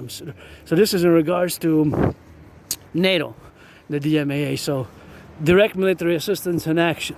So you need to leave the bags at the door. If you're not interested in geopolitics, I do not advise one to proceed, and because there might be some scholarly intellectual, you can be a beginner, intermediate, and I guess geopolitics, it affects us. It affects us all. So geopolitics really affects us all, right? Fundamentally, it affects us all. Whether we like it or not, or where we know or we are aware of, geopolitics affects us all. Again, our awareness might be different. Our relation to geopolitics might be different, but it affects us. So geopolitical events affect us. Trade war is a major geopolitical event. And I have to state before I go into the DMA that albeit I have predicted an international World War III scenario back in October 2019, I have to discuss and made it clear that I did not predict that Canada and United States, the relations would deteriorate to such a level. And I get goosebumps every time I discuss it, because, you know, I got that Canada tatted up, but I get goosebumps every time I discuss it. I got the flag tatted up there, you know.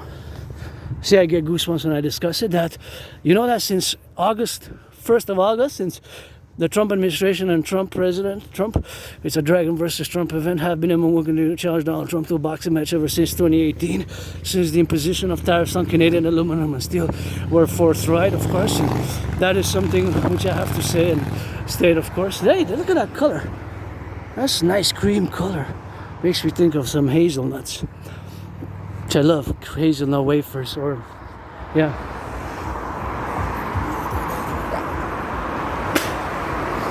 So I did not predict, this is new for me, the deterioration of relations with the United States is new for me. I have to take it into account and have been taking it into account. Another ASPE trait characteristic is, like last time, I would focus on these numbers. See, it's a patent number, 6.466.140. So I noticed that there's 3 6s, 666, 44, there's double, so that's 44, 666, and there's a 1 and a 0. So there's more 6s than 4s, there's more 4s than 1s, and there's a 1 and a 0. I don't know if that makes, that's just aspiness, you know, just Asperger's weirdness. Weird ASPE focusing on the numbers here, and not all of these have the numbers, eh? And I use the elbow here because if I press with the hand, there might be a joint, of course, microbes and bacteria, because I don't know how many people touched it, and the personal hygienic habits, you know, I have to do myself the best and give benefit of the doubt. That's why I urge all to please in the public, keep the hygienic protocols of COVID. I don't know what caused COVID. I believe it was transmitted from snakes to human beings, although my belief that snakes transmitted COVID to human beings is not 100% accorded. I could believe and make the statement that it's possible that it was something else, because I don't know for sure. It's possible that it was a bioweapon, that it was a biological weapon, that COVID was I cannot rule out. I think nobody can really rule out that COVID was a bioweapon, right? I don't think that anybody can rule out that COVID was a bioweapon. Nobody really can. Nobody really can.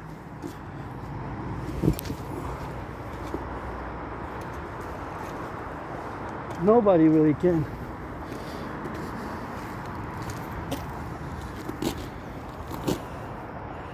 I wonder what that is. 1, 2, 3, 4. 1, 2, 3, 4. 4 letters or 4 numbers, or kind of looks.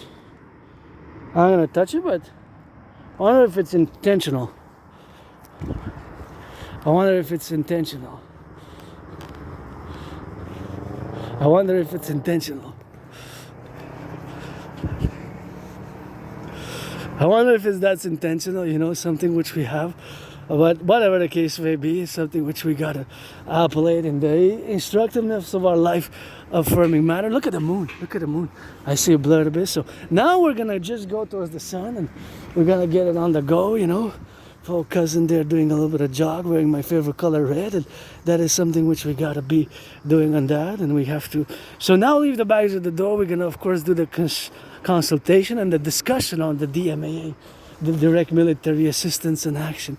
So the direct military assistance and action is, of course, my theory, my philosophy. Of course, it is strictly has to do with geopolitics. Strictly have to do with geopolitics, and of course the geopolitical relations, which of course we have to concord in all the prudent where we are inside, of course, and outside of all the geopolitical relations. So of course we have to state and make the statement that of course the geopolitical realities where we are now implemented in and integrated, of course, are part of our human beings and the dynamics where we are involved now. So the direct military action, the direct military action, which we have, of course, situated, is you got to be careful when you see the lights, and when you, of course, see, of course, the lights, you got to slow down. Slow down your car. Slow down your car. You hear the sirens. You know, nobody's perfect. The boys and girls in blue are not perfect. And I was actually admiring this work here. See all the admiring of this work here, how it's done. And this enables us for the civilizational complex to be, and of course, be recorded on all the doings that we have, of course, the civilizational complex where we are now, you know. So that is just something where we are now, and we have to be doing on that, you know. So that is where we are, you know, to be on the so imagine, just to do a translative, of course, in this way, situation of the geopolitical complex, that these are elemental, instrumental, civilizational complex continuity, super important for North America, these pillars here. So thank you to the ones who build it. So keep in mind that we're also open for potential sabotage and espionage. So whenever I pass here, I always admire and make an integral 63 meditation, because it took decades and decades for us to build all the electrification system that we now take for granted sometimes. And it's brains and muscle, brains and muscle, brains and muscle, brains and muscle. So all across the 63 there exists all this plateau which was built with so much brains and muscle and faculties, and of course all of it across the 63 enables our joy, our pleasure, our survival, our entertainment, our security, our safety, our liberty. And you see now on my right side is the sun, and on my left side is the moon. So that's the God Goddess, because it's always a God bless the empire of the 63, Goddess bless, Goddess kiss. It's always God bless, Goddess kiss. See there? The moon is getting full, and Sunday is going to be full moon. So now I get exactly the symmetry, the appellation where we are, of course, to get on the go with the situational awareness of the symmetry of all the circumstantial planetary influences which we have in the Concordiate, that we are now situational awareness of all the dominion where we are, to get, of course, appellated in the conclusive manner in where we are as a collective civilizational complex, where we are, of course, all this collective civilizational complex, where we are in the dictum and in the appellation, where we are to survive and to get, of course, the North American civilizational complex, furthering security, and all the activities which we do are somehow related to these pillars, which were built with brains and muscle. Changing the diapers takes some light. You gotta put down the light to change the diapers. You gotta put on the light to shower, to cook, to bathe, to watch your, please, NFL, NHL, NBA, MLB, donate some of that good. Donate some tickets to the public workers, boys and girls in blue. I sing that rock and roll for the boys and girls in blue, as I also sing that rock and roll for the brothers and sisters who do their criminal rehabilitation. I gotta sing that rock and roll when somebody does their criminal rehabilitation and takes the second, third, fourth chances, I guess. I always say that I maybe survived being attacked viciously by surprise, because I saved some lives in the past 11 years and 4 months since spring 2014, because prior to February 2014, which is basically spring 2014, right? March, February, my memories prior to that life, to my personal memories, because due to retrograde amnesia, mathematical knowledge, skills, information, and other linguistic capabilities are not affected. So if you know second, third, fourth languages, they're not affected. They're not affected by memory loss. It's just personal memory. So my life from high school, I don't remember stuff like that. So back to geopolitics. So the geopolitical events where we are consequentially to be. Like the cat, look at the cat is crossing the street. That's a good luck for me. See the black cats? Just ran so fast, I was not gonna get somebody's cat to cross fast. So, okay, so let's focus back to DMAA. So direct military assistance in action. So what we're gonna do, we're gonna go hydrate, and then usually we go by the side like that, but we're not gonna go that side, because usually we go parallel. We're gonna just come back towards the sun. So DMAA, direct military assistance or action. So direct military assistance or action is a statement. It's not just a statement, it's a framework, a theoretical framework, frame of reference, is a philosophy, DMAA, direct military assistance or action or assistance. It is super important. So once again, to state that I did not predict what's happening now vis-a-vis Canada and the United States. So I did not predict the deterioration of relations, unfortunately, with the United States and Granddaddy Trump.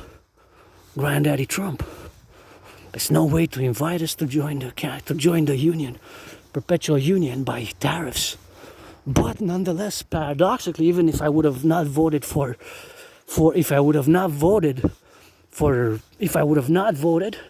I would have voted for Kamala Biden. But if I would have been Prime Minister and my brothers and sisters, fellow Canadians, you know, the king is absent. Where the king at? The king is an absentee landlord. The king is absent. It's time for the Republic. It was time for the Republic back in 1999. When the year 2000 came, we should have been a republic already for 25 years. Since the year 2000. Since 2003, when I graduated high school, supposedly, I wanted to go to military college, Kingston Military Academy, the Royal Military Academy in Kingston in Canada, equivalent to, of course, West Point, co-equivalency, the Kingston Military Academy, the Royal Military Academy in Canada, it's called in Kingston.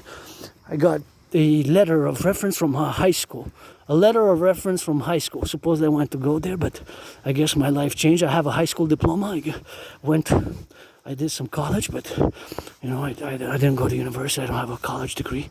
I have a high school diploma. Yeah, I graduated high school, and I got a lot of work, independent work, especially the DMA. So just to say back that if I would have been Prime Minister, I would have had, of course, to negotiate our fusion, as I am for years and years and years, our fusion with the United States, to fuse, you know, to merge. I don't like the word annexation, because you're not annexing. We're not going to annex Canada. You're not going to annex Canada. We're going to get married in a compromised manner, maybe a little bit of cuckold, because I'm androgynous pansexual, and if I'm going to be a good CUCK, I'm going to be the best cuckold in the world, you know. I'm going to be good at it if I'm to be a cuckold bridegroom, you know. If I ever propose, I'm going to propose to somebody else again. I'm just going to do like Joe Biden, I guess, proposed 7 times until he got a yes, and I got a deadline, 11:59 EST, Montreal, New York time, Washington time, to propose again, because I proposed twice. I got to know, and I got to get a proper ring. So that's why me and Donald Trump are going to fight in a boxing match.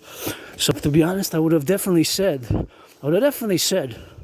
that as a Prime Minister, I would have said, yeah, let's find something, let's work something out, let's get some health care for the population, let's get the best of Canada, the best of the true north, strong and free, with the best of the land of the brave, home of the brave, and the land of the free, and the home of the brave.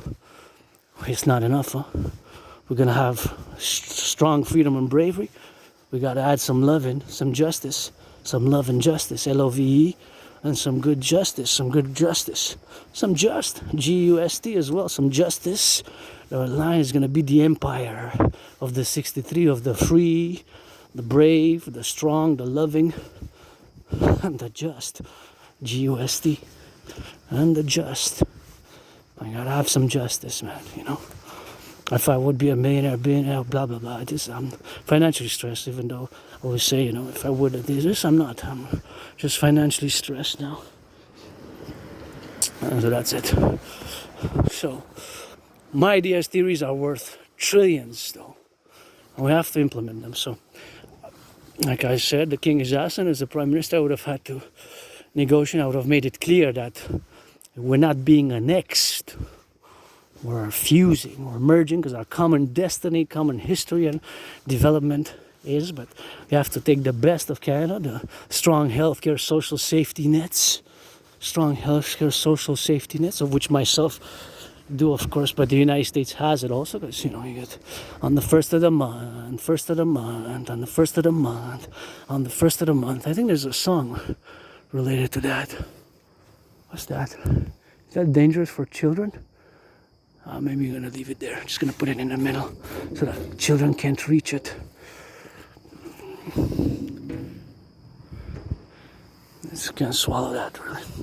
I just always think about, the youth, and like sometimes if they're sharp objects, I remove them if they're sharp, pointy, because like knives or sharp, pointy objects, sometimes you see in my videos that I remove them and I just get rid of them, basically, because they can be dangerous for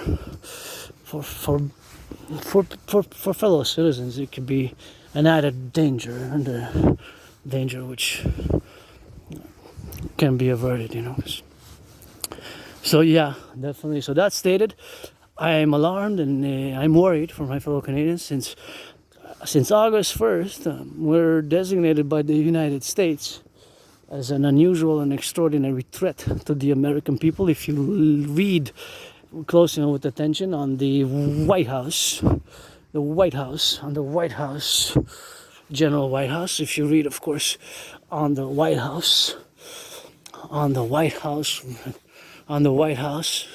governance, the prepositions, the official declaration of the motive and the reasons why tariffs have been increased on Canada, they're clearly stated that due to the fentanyl that crossed into the United States in comparison to last year, 2024, has tripled, and the fiscal year was not yet over. So triple is 3 times more, and that fentanyl which has crossed supposedly could have killed 16 million Americans.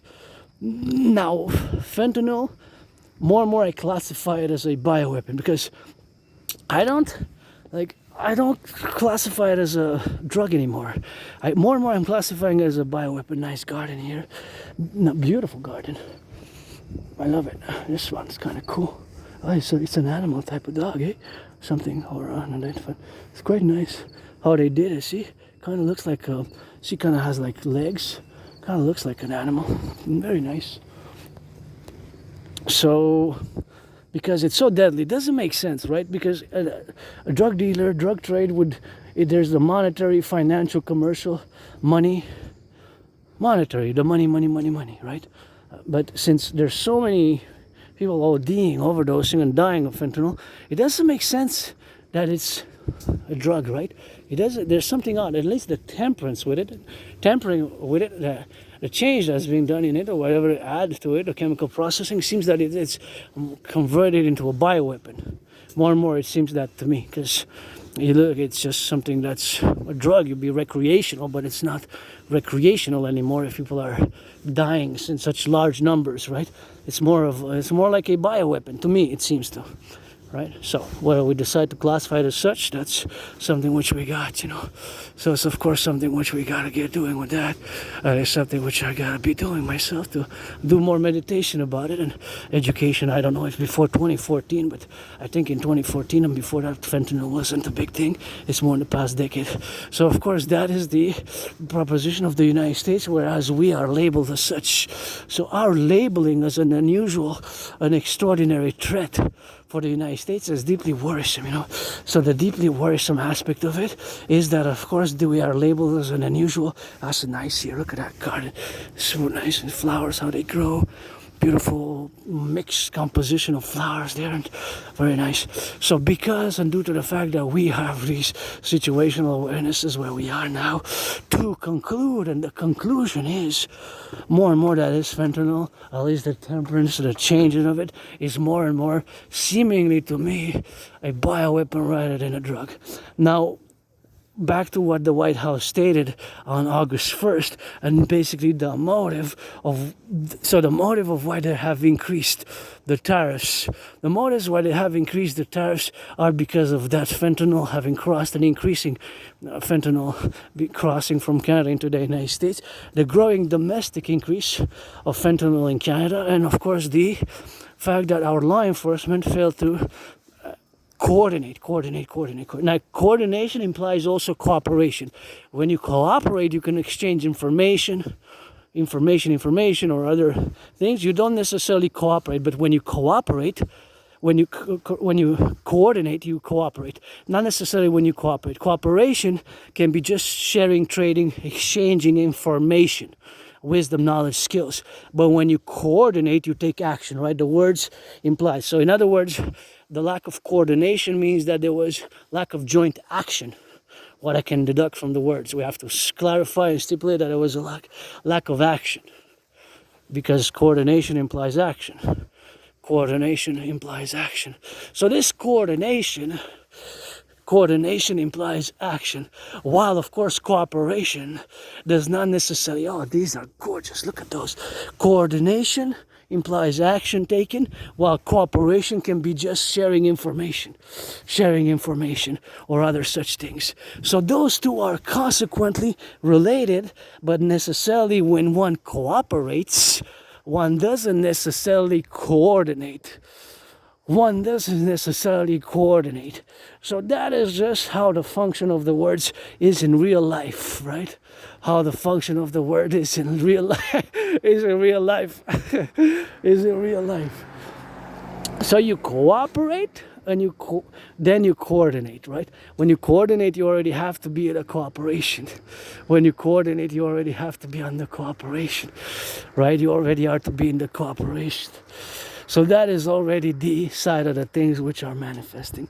So when you cooperate, you don't necessarily coordinate. That's it on that. That's etymology, names and words, and how we are referencing the words and whether they imply what I mean. So the word is coordination between our law enforcement and U.S. law enforcement. So let's say the RCMP, which is the equivalent of the FBI. And this is worrisome because we are designated, and by that document, official document, this gives me goosebumps, and it has never happened that Canadians were designated, and this myself, I did not predict that we're gonna reach this level.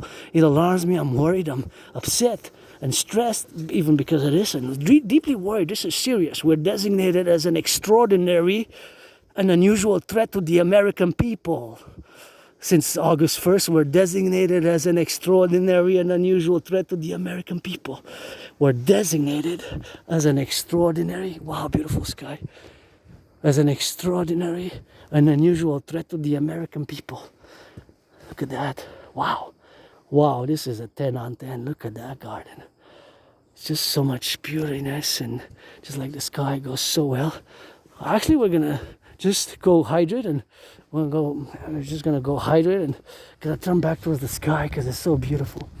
So it's alarming to me, to be honest. I get shivers. I don't feel good, and it's worrisome. It's not something we want to be designated as an unusual and extraordinary threat, and that's my way to fuse Canada, United States into 63 best, fuse the RCMP with the FBI into the Imperial Federal Police Force, into the Imperial Federal Police Force of the 63. Fuse the principles, fuse the operations, we standardize, we fuse, but we are designated as an unusual and extraordinary threat. And let's look at something domestically valid and important now. Okay, I'm going to go to the washroom, I'm going to turn back on that side. Domestically valued and important. So we're going to get domestically valued and important. Domestically valued and important. So the domestic value and importance is this, domestic value and importance. That back in 2024, last year, October 25th,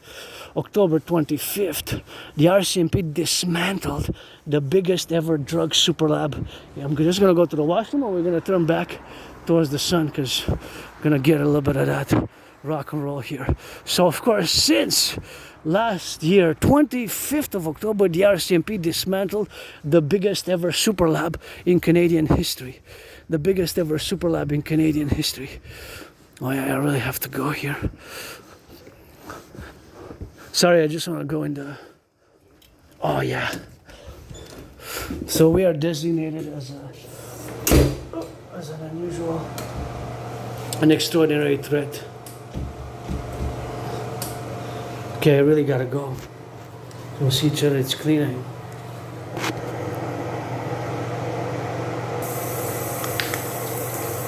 Gotta wash those hands, eh? 10, 9, 8, 7, 6, 5, 4, 3, 2, 1. Hands very tight. And dry.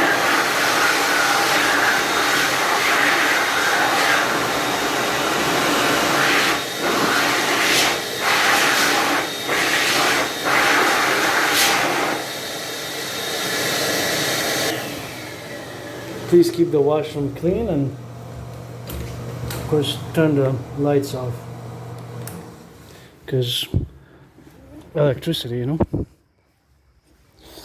We're gonna continue discussing the DMAA because it's super important, and we're gonna march towards the sun, and it's just gonna go by, say hello to the river, and that's it. Come back.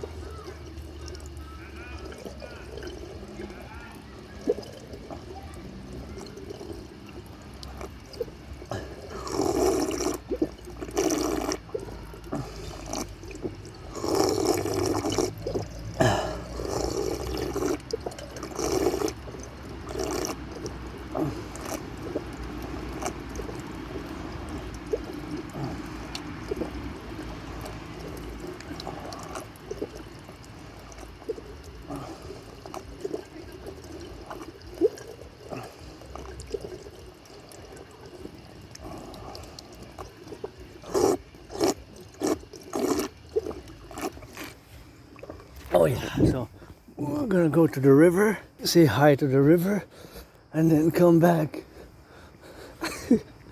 And then come back, so to the river there, and then go by. So look at that beautiful sunset. Wow, look at that. Oh my goodness. Wow. Is this just, look at that. Look at our heavens. Sunset, so beautiful. Just gotta look up, eh? You see that? Yeah. Wow. Mother Nature, just Picasso. Wow. Just can't believe it. Wow. Heavens, eh? Wow. Look at that. Oh my goodness. Oh yeah, we gotta go by the river and then just, wow. Just gotta say that is so majestic and so spectacular that of course it is something which we're gonna say hi to the river. To the river, look left and right, and we're gonna go back in. Wow, look at that, we're gonna get some of that. Of course that is some things which we have of course to do here by the river. Oh yeah, so this is where we are. Then we're going to discuss the DMAA, Direct Military Assistance. But I just want to take a look at the moon, see? That's the moon. Moon's getting full, so this is it. This is the river which surrounds the island. So I live on an island, it's called Montreal, Hawk Island, H-A-W-K, Hawk Island, Montreal. So all Metropolis is a big 2.5 million people.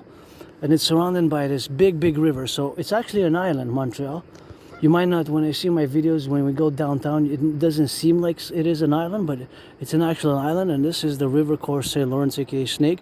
And you can see there's Mont Saint-Hilaire, Mont Saint-Bruno, that's southeast. So now we're kind of more on the west side. And that's, the border of the United States is that way, south. Because the moon is now south, and those clouds there are south. So you can see we have a lot of flora, fauna here, and there's even fish. People are fishing sometimes. Sometimes they get poisson, as we call it in French, la pêche. And they're doing a little fishing here. And we speak a lot of French here, you know, but a lot of people are bilingual, so if you come here, you don't really need to speak that much French, you know? You don't really need to speak that much French. I guess you would need a bit, but not that much. But you can just learn. French is not that hard, you know? It's not that hard. You just gotta make an effort, and you make an effort, and then you learn, and then you do a little bit of learning, and you have some more learning, and you just gotta go with it. And they got that fishing over there, and they got a little bit of that love, and that's something what we got, and they're fishing, and I guess we got it. Some of that fish, and here we are. Gonna go now from the moon towards the sun, and back to the designation of Canada as being an unusual and extraordinary. Those words are alarming. Unusual and extraordinary threat to the American people. So it's an unusual threat to the American people. An unusual threat to the American people, you know, to the American people.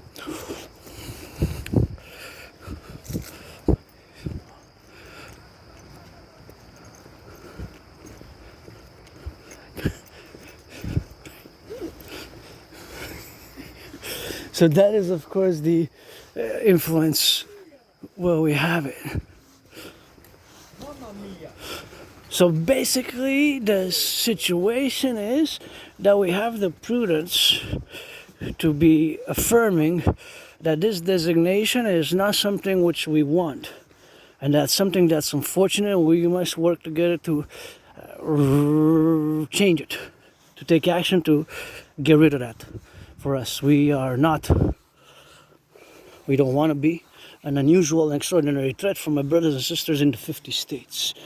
In the United States of America. But unfortunately, by the Trump administration, since August 1st, we are designated as such, as an unusual and extraordinary threat to the American people. An unusual and extraordinary threat to the American people. An unusual and extraordinary threat. I repeat it because it's important for us to know, you know. So, that is just something which we have, of course, to operate on. We have to be on that situation, awareness to use the wisdom and the discernment so that we work together to not be so. So because now what I'm going to say, it's related to our domestic internal affairs. So we were warned by the RCMP since 2015, for a decade now. The RCMP has sounded an alarm, especially in the past 5 years, since March 2020 with COVID, with the beginning of COVID. It's more than 5 years ago that I had it. We were warned. They kept on warning us. They said, hey, they sounded the alarm. Our brothers and sisters in the Royal Canadian Mounted Police, which is the co-equivalent with the FBI. So they were warning us. They said, there's a growing transnational criminal syndicate organized groups in Canada. There's a growing transnational criminal syndicate organized groups establishing themselves in Canada. There's a growing transnational criminal syndicate organized groups implementing themselves in Canada. We were warned since 2015, and especially since March 2020, more than 5 years ago, at the beginning and during COVID. But it dates back to 2015, circa. So we were warned. And last year, hey, look at these beauties. So last year, 25th of October of 2024, the RCMP dismantled the biggest ever super lab in Canadian history. The biggest ever drug laboratory discovered on Canadian soil domestically, the biggest ever. Even sophisticated methods to change the fentanyl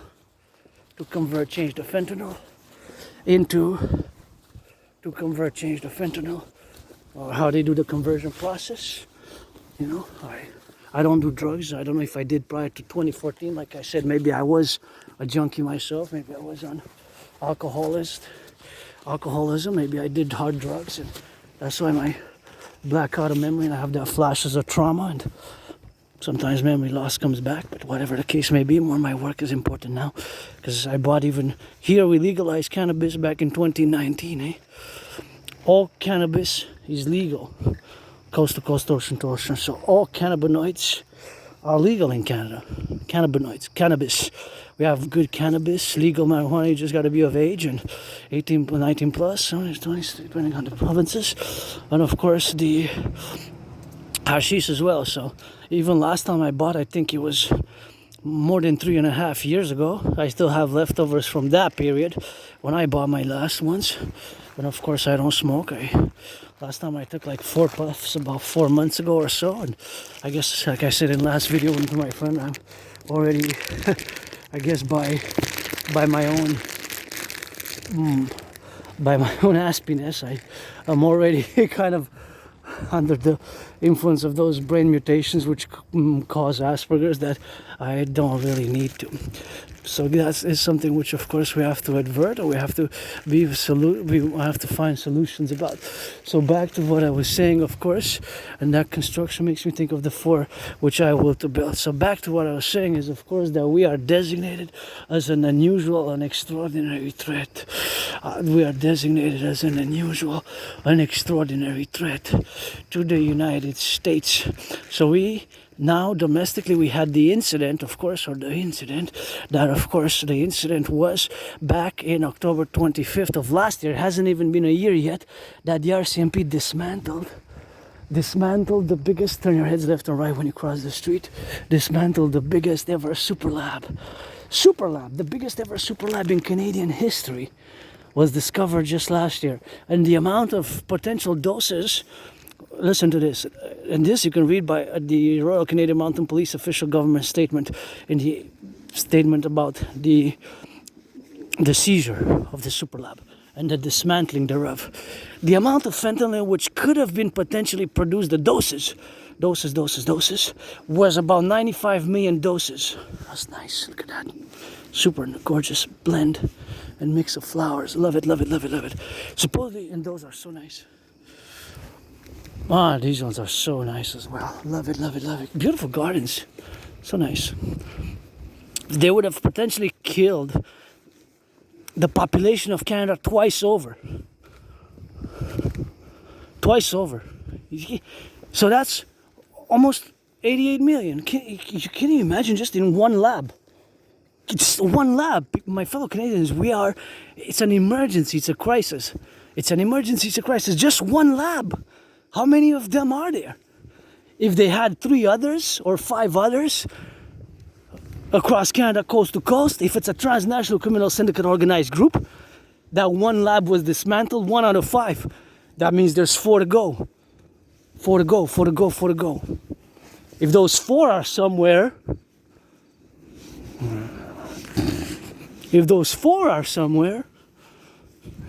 I guess so. If those 4 are somewhere, then those, if they're similar, because that was just one from this transnational criminal syndicate organized group, beautiful red, my favorite color, that potentially can kill fellow children, fellow teenagers. Other people can get harmed by this. What I'm designating more and more as a I'm designating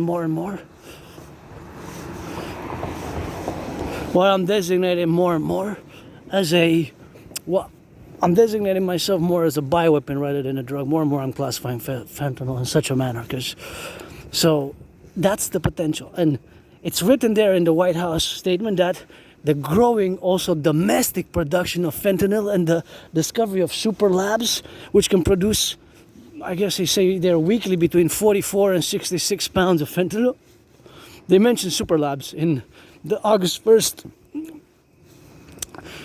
declaration, official White House and Trump's administration declaration of the motives of why they increased tariffs on Canadian goods, and why we are now designated since August 1st of this year, 2025, as an unusual and extraordinary threat. And it mentions super labs, it's mentioned the lack of coordination with the law enforcement of the USA. It mentions, of course, the increase of fentanyl crossing on illegal, non-documented migrants and such. You follow? So I get shivers. We are vulnerable. We are in danger. It's something we have to take serious. And though RCMP warned us for a decade now, since 2015, there's a growing transnational criminal syndicate organized groups establishing themselves in Canada. Smells so good. Somebody cooking some of that good.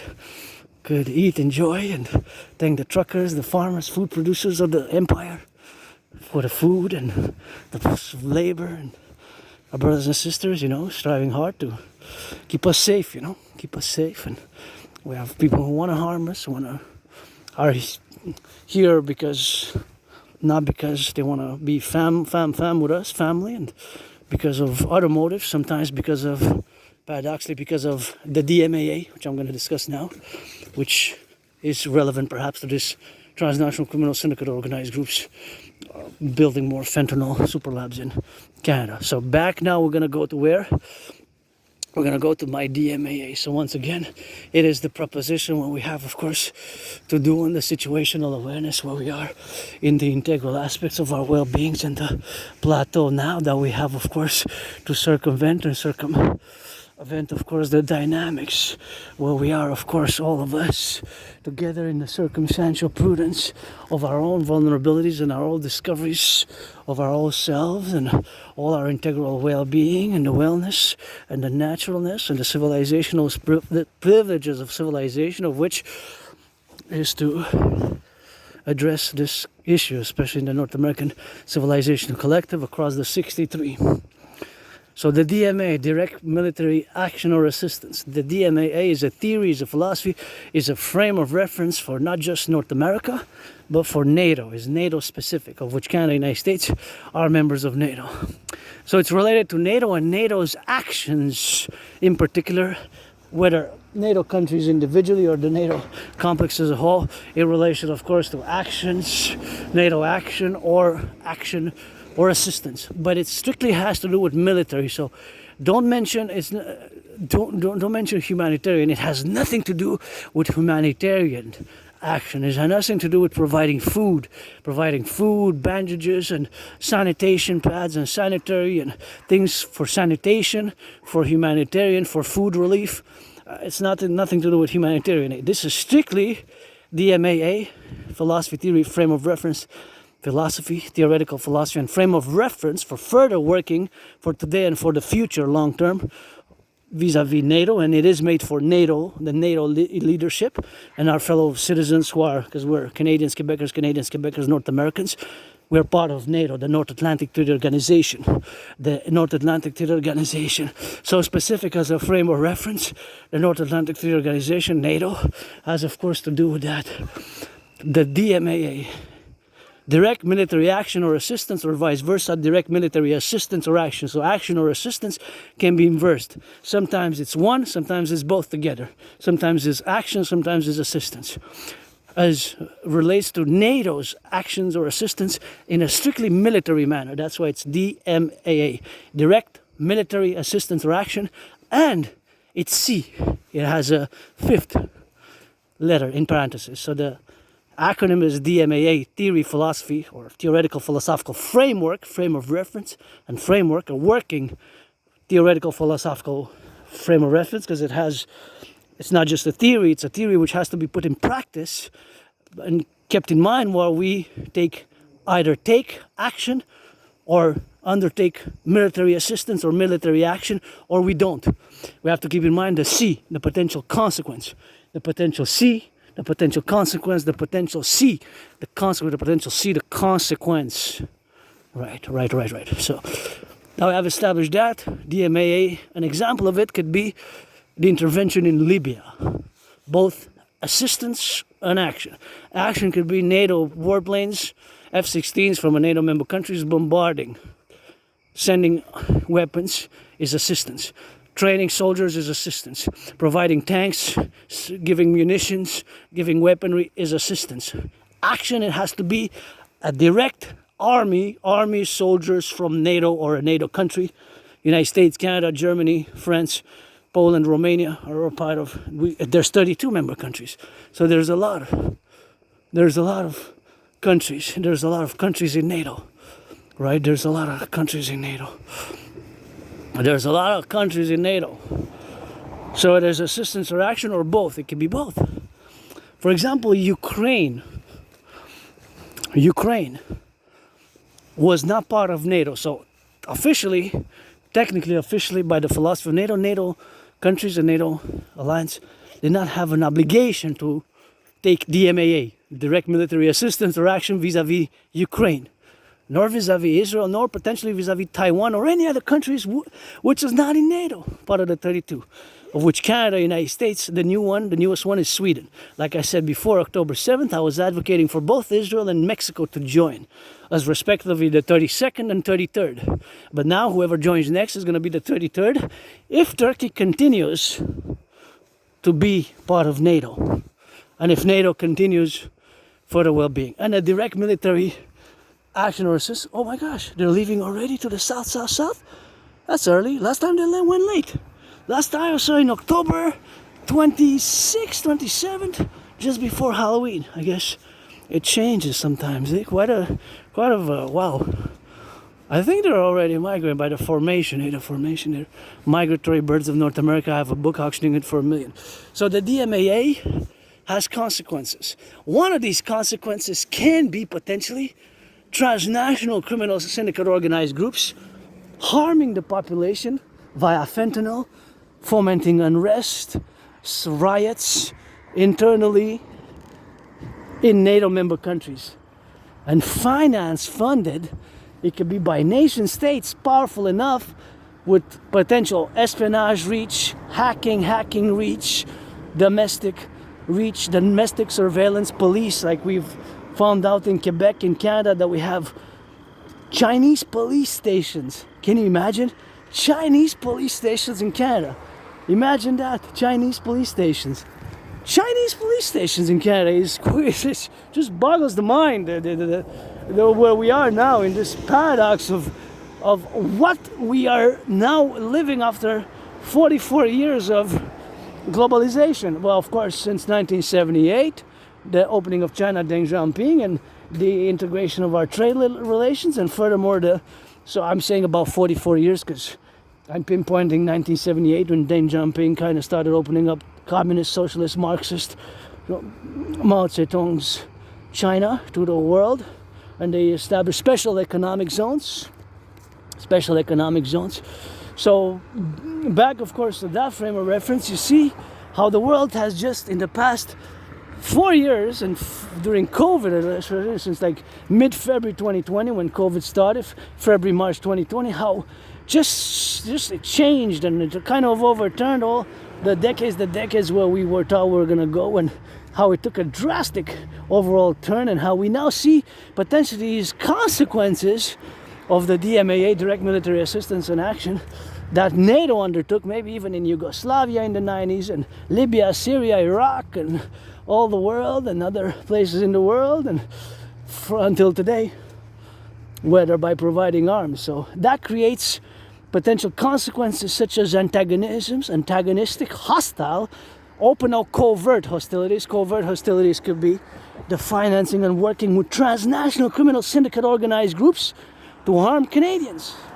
Because we took DMAA, direct military assistance and action, to help Ukraine. Now, as it relates to the question of doing and taking DMAA, it's always for the Dragon Imperial Army, which is to be only for SSD, security, service and defense, only coast to coast, ocean to ocean. As you can see, my advocation for the formation of the public-private partnership Imperium, SSD, Legion Aequida, Exercitus Legionis Draconis, Exercitus Imperius Legionis Draconis, Exercitus Legionis Draconis, Imperium Draconis. The Imperial Dragon Army to be only for SSD first and foremost across the 63, and it could be extended vis-a-vis NATO, North Atlantic Treaty Organization member states. So that is consequently where we are in geopolitically, and this DMAA, AA, action or assistance or action, it could be both. It could be only assistance, as in the case of Ukraine and Israel Hamas, is only assistance. It's only assistance. It's not direct action, because NATO troops and NATO planes did not bomb Russia, nor the soldiers occupying the fort Dnieper, Zaporizhia, and the four, because Russia annexed 4 regions in the east, right? The DMAA. So that is consequently not just a theory, because it's not just a theory, because a theory is a philosophy which is a working philosophy and can be applied consequently on a dictum in everyday life. But this is an overall, can be decades of application and decades of studying. And are they leaving? It seems like they're leaving south. So this DMAA, direct military action or assistance, we can go back to decades and decades again. We can go back to decades. We can go back to decades of it. Decades. And the newest ones even can be transnational criminal syndicate organized groups. For example, in relation to ISIL and Syria, right? Syria and Libya.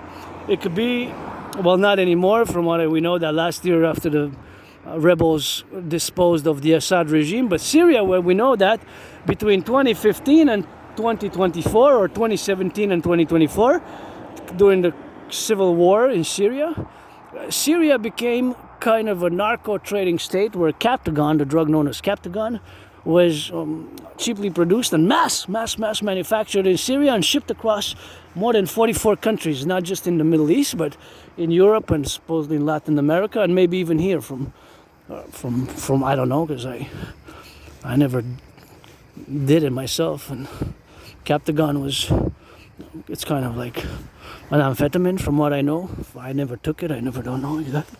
But from what I know, it's an amphetamine, right? So I don't know myself, whatever it is. So that DMAA, of course, situation, and the awareness is that, of course, the situation and the projections of this DMAA, the direct military assistance interaction, is to be concluded that it has these consequentials which we might be not even aware of in the circumstantial elements that they might be even underway now, right? For example, the merger, the military political alliance between China, Russia, India, and the countries of the Shanghai Cooperation Organization, the SCO, which just met with the most leaders ever, the biggest meeting which they had, which to solidify their military political alliance, especially now with North Korea attending the military parade tomorrow in China, People's Republic of China, not to be confused with the ROC, and Taiwan. So that can be, again, a consequence of NATO's DMAA, direct military assistance or action, or what they see as the direct military assistance and action. Of course, that they are working together to either punish, take action, or whatever their philosophy, geopolitical philosophies and theories and geopolitical strategies are employed, which can be covert, such as utilizing transnational criminal syndicate organized groups to foment internal discord and even, of course, harm the population by mass trafficking fentanyl, and of course the fentanyl which is causing this crisis and epidemic across Canada and the United States. Right, so this of course has to be, of course, consequently and prudently, of course, established in all the consequences where we are now. That it has to be established and fomented in the civilizational complex of which I live in, the North American Civilizational Collective, and always putting that work for the 63, the 10, the 50 of the 3. So that domain and the consequences which we have, of course, to get it now, that is something which we have, of course, to get it on the left and on the right and in the middle and on the go, of course, in the civilizational complexes where we are the multi-domain of this multifaceted theory, which is scholarly, in-depth, kratocratic, and intellectual, but which I, of course, nonetheless try to simplify as much as I could, all things considered, about it. So it's important to meditate on it, and it's a theory, it's a philosophy, it's a frame of reference for the future also workings. Because, again, it's also a strategy in many ways. Whether we take and do and take direct military action or assistance as the NATO alliance, or as a country, such as individual sovereign states of Canada, United States, soon to be the Empire, not 1, not 51, 13 we're gonna add, just like the original, via my DRT theory, which I'm gonna now discuss the DRT theory. Consequently, we're gonna discuss the DRT theory together. So that is where we are now, and that is where our frame of reference is now, of course, on the go.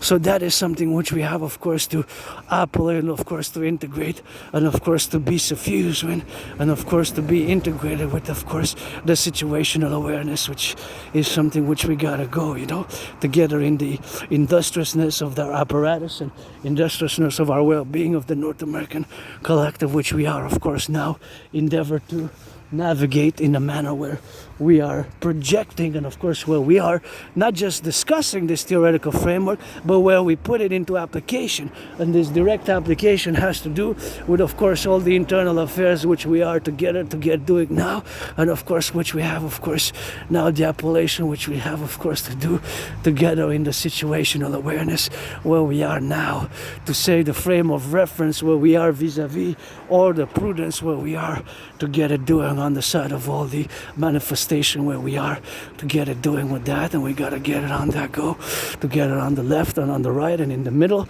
and of course to be also a non-sectarian approach vis-a-vis NATO. So non-sectarian vis-a-vis NATO is, of course, has to do with one of my documents, which I'm going to have to discuss now, just briefly stated. But of course it is the public-private partnership initiative, of course, for the North American collective, where we are now, of course, to get it on the go, and of course something which we have to get on that doing now, of course, to get it on the North American collective. We have, of course, to appellate, and we have, of course, to circumstantially, of course, project and say, of course, that we are now vis-a-vis all the proceedings where we are now, to get it on the go and get it on that left and right and Z, and to get it on those situational awareness, to get on the left and on the right, and gotta get it on those left and on the right in the centrist manner where we are, of course, the approach, to get it on the go, to get that similitude and get that chaos, to get that fully known and fully, of course, interjected in all the chaos, the similitude of the problems where we might not necessarily be at the point in time ready to take action, but we are ready to explore more in depth the philosophies and the theories. And one of my strategies and philosophical public-private partnership-based initiatives is written about years and years and years ago, about 7-8 years ago, when I started writing the initiative for the public-private partnership for the reconciliation with non-NATO aligned, potentially hostile diaspora member groups. So basically those community groups which are non-NATO due to the DMA, direct military assistance and action, which are possibly to have developed into antagonistic, openly hostile, and adverse to our interests, and to employ such methods as joining transnational criminal syndicate organized groups and fomenting unrest and damaging property, etc., etc., etc. Such things which are, of course, out of the security apparatus of our civilizational complex of North America, and of course, for the NATO, it has to do with NATO. So diaspora, myself, I do not consider myself a member of a diaspora, and of course we have to work together with all the brothers and sisters who come to join us here, especially in the Empire of the 63, which is the future, let it be, and of course to be as family and to have the justice and the sense of creating one family and one nation under God, Goddess, God bless, and Goddess kiss. God bless and Goddess kiss. God bless and Goddess kiss our empire. It's always God bless and Goddess kiss our empire. So that is, of course, the fundamental, of course, appellation, of course, to all willingly loving, who are in the conclusion, of course, all the domains, which are basically a public-private partnership. I don't want to be too academic, intellectual about it, but just to finalize the immersion, the brief introduction and brief discussion and brief analysis of the DMAA, the direct military assistance or action and assistance, as vis-a-vis its potential consequences, which might have been directly that, paradoxically, by the RCMP dismantling of that super lab, biggest ever super lab, which produced enough doses potentially of fentanyl to kill the population of Canada twice over, that is a potential paradoxical consequence of DMAA, of the direct military assistance or action of assistance of the past and from the past of NATO member countries or the NATO collective as a whole, etc., etc. I could be in Libya a decade ago, and you know, my parallel life, I just remember 2014 spring. My personal memory goes, I have trouble remembering my personal life, but I remember geopolitically, because that's what I've been doing for years and years and years, which is my memory. But of course, I remember the rise of the consequence of my memory, personal memory, kind of begins with when the rise of ISIL, the Islamic, also known as the Islamic State Caliphate, Abu Bakr al-Baghdadi and his terrorists, Caliphate terrorist group, terrorist organized group, when they declared their caliphate. And I even did some work with the RCMP, which is the equivalent of FBI, and the CSIS, Canadian Security Intelligence Services. I actually had to do a citizen security intervention vis-a-vis an open propaganda by Islamic State member who had pledged allegiance. And we see several cases where these Islamic State terrorists have pledged allegiance to the Islamic State, and they had, of course, attacked to the Islamic State, and they had attacked citizens, and I guess he was trying to behead this fellow citizen, and this fellow citizen survived. I guess I saved some people in the past 11 years. I guess that's why I survived, and I don't know if, no, for me, my vicious surprise attack, I survived a surprise attack. I don't know why I wrote in 2014 about that surprise attack. Maybe it was 2013, like winter or something. I survived that vicious surprise attack, and I wrote from a gangster. Anyway, so that's as far as my memory goes back to that. And of course now there's a resurgence of the Islamic State, and I always urge vigilance, prudence. You know, I don't like violence, but I am hyper vigilant, and it's always defense, and our citizens got to be integrated into the security military complex in a public-private partnership manner, especially via my DRT theory, in order to, of course, create this new Imperial Republican complex of joy, security, pleasure as a mass public-private partnership, along with the rehabilitation of our criminal population, of course, with the documents which I've written. That's a beautiful moon getting on that fool, and it takes the moon with the sun, and it takes initiatives. It takes initiatives, of course, which are not just public and private, but they're public and private together, merged in the consortium of a public-private partnership, of course, such as, of course, the criminal rehabilitation for our North American population, in order to build the 44 tunnel complexes across the North American collective for the continuity of the North American civilization as populations for the North American populations collective. So, of course, the 44 tunnels which we need, of course, to build, and consequently which we need to construct, is by the rehabilitation, of course, of the North American population. And my brothers and sisters who are suffering, including myself, I say today, even I'm joyous, happy, content, but I'm still suffering economically, financially. So now we're gonna just go and discuss the DRT theory. The debt refusion theory, which we're going to discuss in the manner which we got to get discussing about. So the discussion is about the DRT, but it's not just a theory, it's a philosophical theory which needs to be implemented. So get ready, we're going to switch from the DMAA, direct military assistance and action. I guess it is a geopolitical fact and a geopolitical theory, because the DMAA, of course, has to be concluded in the matters, of course, which we are. The DMA, of course, the DMA, direct military assistance and action, is, of course, something which, of course, has to be appellated in the conclusiveness of all our interactions. But now, go to finance, DRT, the debt, DEBT, debt refusion theory. The debt refusion theory also includes monetary integration theory, The DRT, debt refusion theory, is, of course, something which includes the monetary integration theory, which is the theory, financial theory, which was, of course, established, of course, in the European Union. The Europeans, of course, implemented the monetary integration theory, and they created the UE. So now I'm going to discuss strictly and only the DRT, which of course includes, of course, the monetary integration theory, which is the financial theory, which was implemented in the European Union.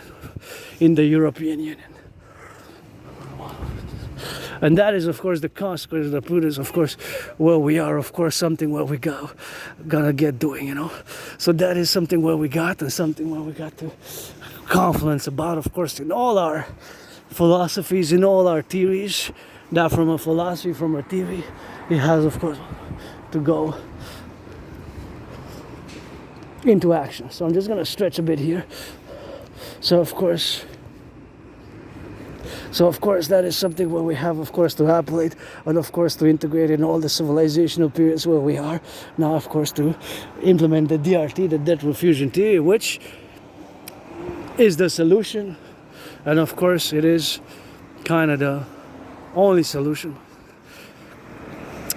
The only solution in the sense that an alternative solution can be presented, but it has to resemble strongly my solution. My solution. My solution. My solution, you know. My solution, you know. Yeah. Strongly my solution, you know. So that is just something which you have, of course, to observe and, of course, to quantify in all the civilizational theories which we are now to be involved with together, right? So we have four main problems. Four main problems which affect us. Which affect us now. Four main problems which affect us. So four main problems which affect us are, in whatever, of course, order you put them, in whatever order you put them, these four, of course, are the four problems which, of course, affect us at any given time. The majority of the population of both the United States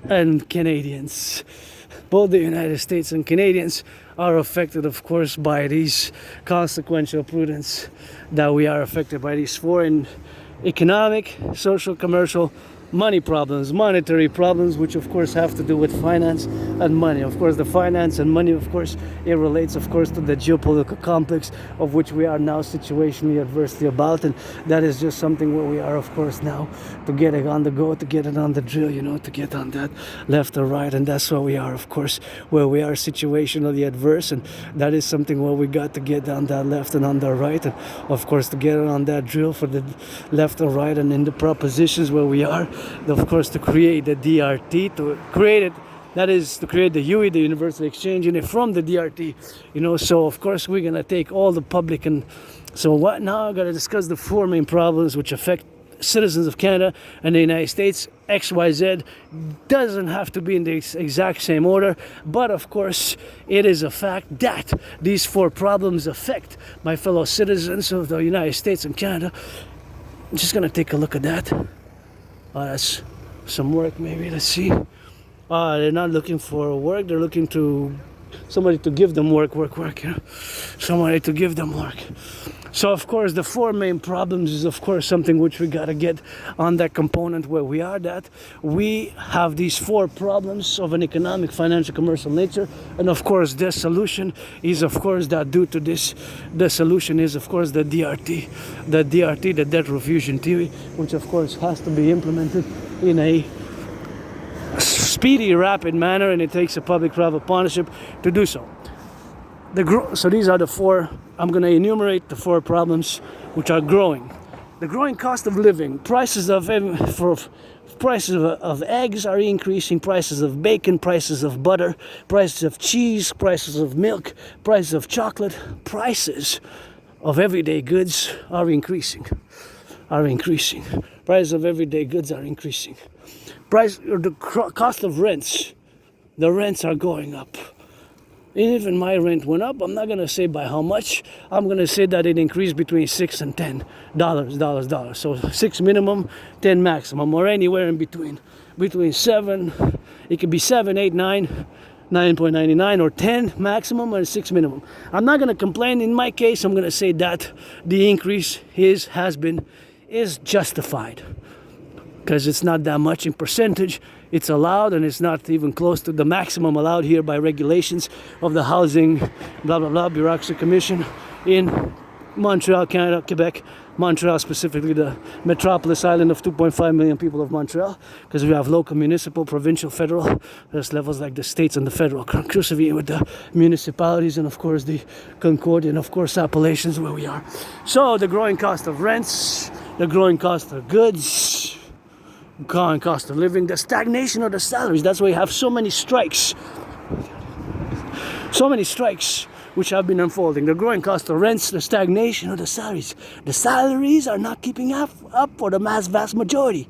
That's why I go a bit, wow. When I see receiving bonuses by the CEOs and Wall Street and athletes and owners of the NFL, NHL, NBA, MLB. We're not supporting women's sports leagues as they should, and of course we should. Finance, of course, and not be so selfish, because I'm not totally selfish. Not totally selfless either, not totally selfish, but not totally selfish either. But that is, of course, the proposition where we are now. So those main things which are affecting us in a manner which we are congruent, and of course to know, of course, of all the civilizational context, please don't leave that there like that. Just recycle it, clean it. Look at that, that's a mess. I want to see if there's pointy things, because sometimes there's children, eh? Now it's just, there's children with parents coming there and just put it into recycling. See, you left a mess. Somebody left a mess here. That's how you live. I do my own cleaning. I get dirty but get back clean, but that's public for us, all of us. So the growing cost of rents, growing cost of goods, cost of living generally, the stagnation of the salaries, and the fourth, or whatever order you want to put these four. This, even now somebody swiping that credit card, the growing credit card debt. I don't have a credit card debt myself. I have a line of credit. I'm $10,000 in debt. I gotta say that if I wouldn't be in debt, I would have not traversed Canada coast to coast and established a strong esprit de corps with my fellow Canadians and brothers and sisters in the USA, which I consider family, and I would have probably taken my life because I was depressed and suicidal. So I don't mind that $10,000 debt, because it was for my good and my rehabilitation, and of course I went with my anonymous friend who wasn't my friend because of the money. So that is just something which, of course, we have, of course, to appellate, of course, in the institutional representation of all the domains where we are now, of course, to be appellated and have to be done and have to be living, have to be living together. So that is the consequence where we are now.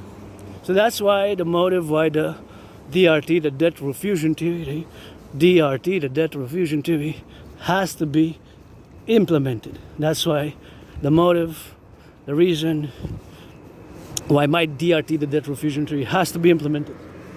I'm going to explain it now. So we're going to take all the public and the private debt. All the public and the private debt. So my $10,000, your $10,000, and keep in mind that my debt refusion theory integrates, in it is integrated monetary integration theory, which is the financial theory which the Europeans in the 90s long ago implemented via the creation of the European Central Bank, the ECB, the European Central Bank, and of course that is just something which of course we have, and that is just something where we gotta get doing with that, and that is just something where we have to do. So back to what I was saying, of course, is the need, the urgency for implementing the DRT, and that it includes monetary integration theory, which was, of course, is the financial theory which was implemented in the European Union.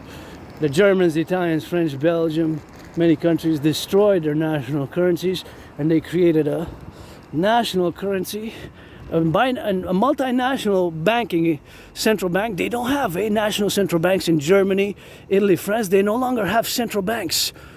They no longer have central banks in Europe. They have a common central bank, which is the ECB, the European Central Bank. They don't have, of course, they don't have the banks that we have now, such as the Bank of Canada and the Bank of Canada, and of course the other banks, which are national, Bank of China, Bank of Israel. They have a multinational central bank. They have a multinational central bank, right? In the 90s, they destroyed the Germans, the Italians, French, Belgium, many countries destroyed both their national currencies and respectively their national central banks. So they don't have central banks anymore, right? Have central banks anymore. And so we're inside my DRT.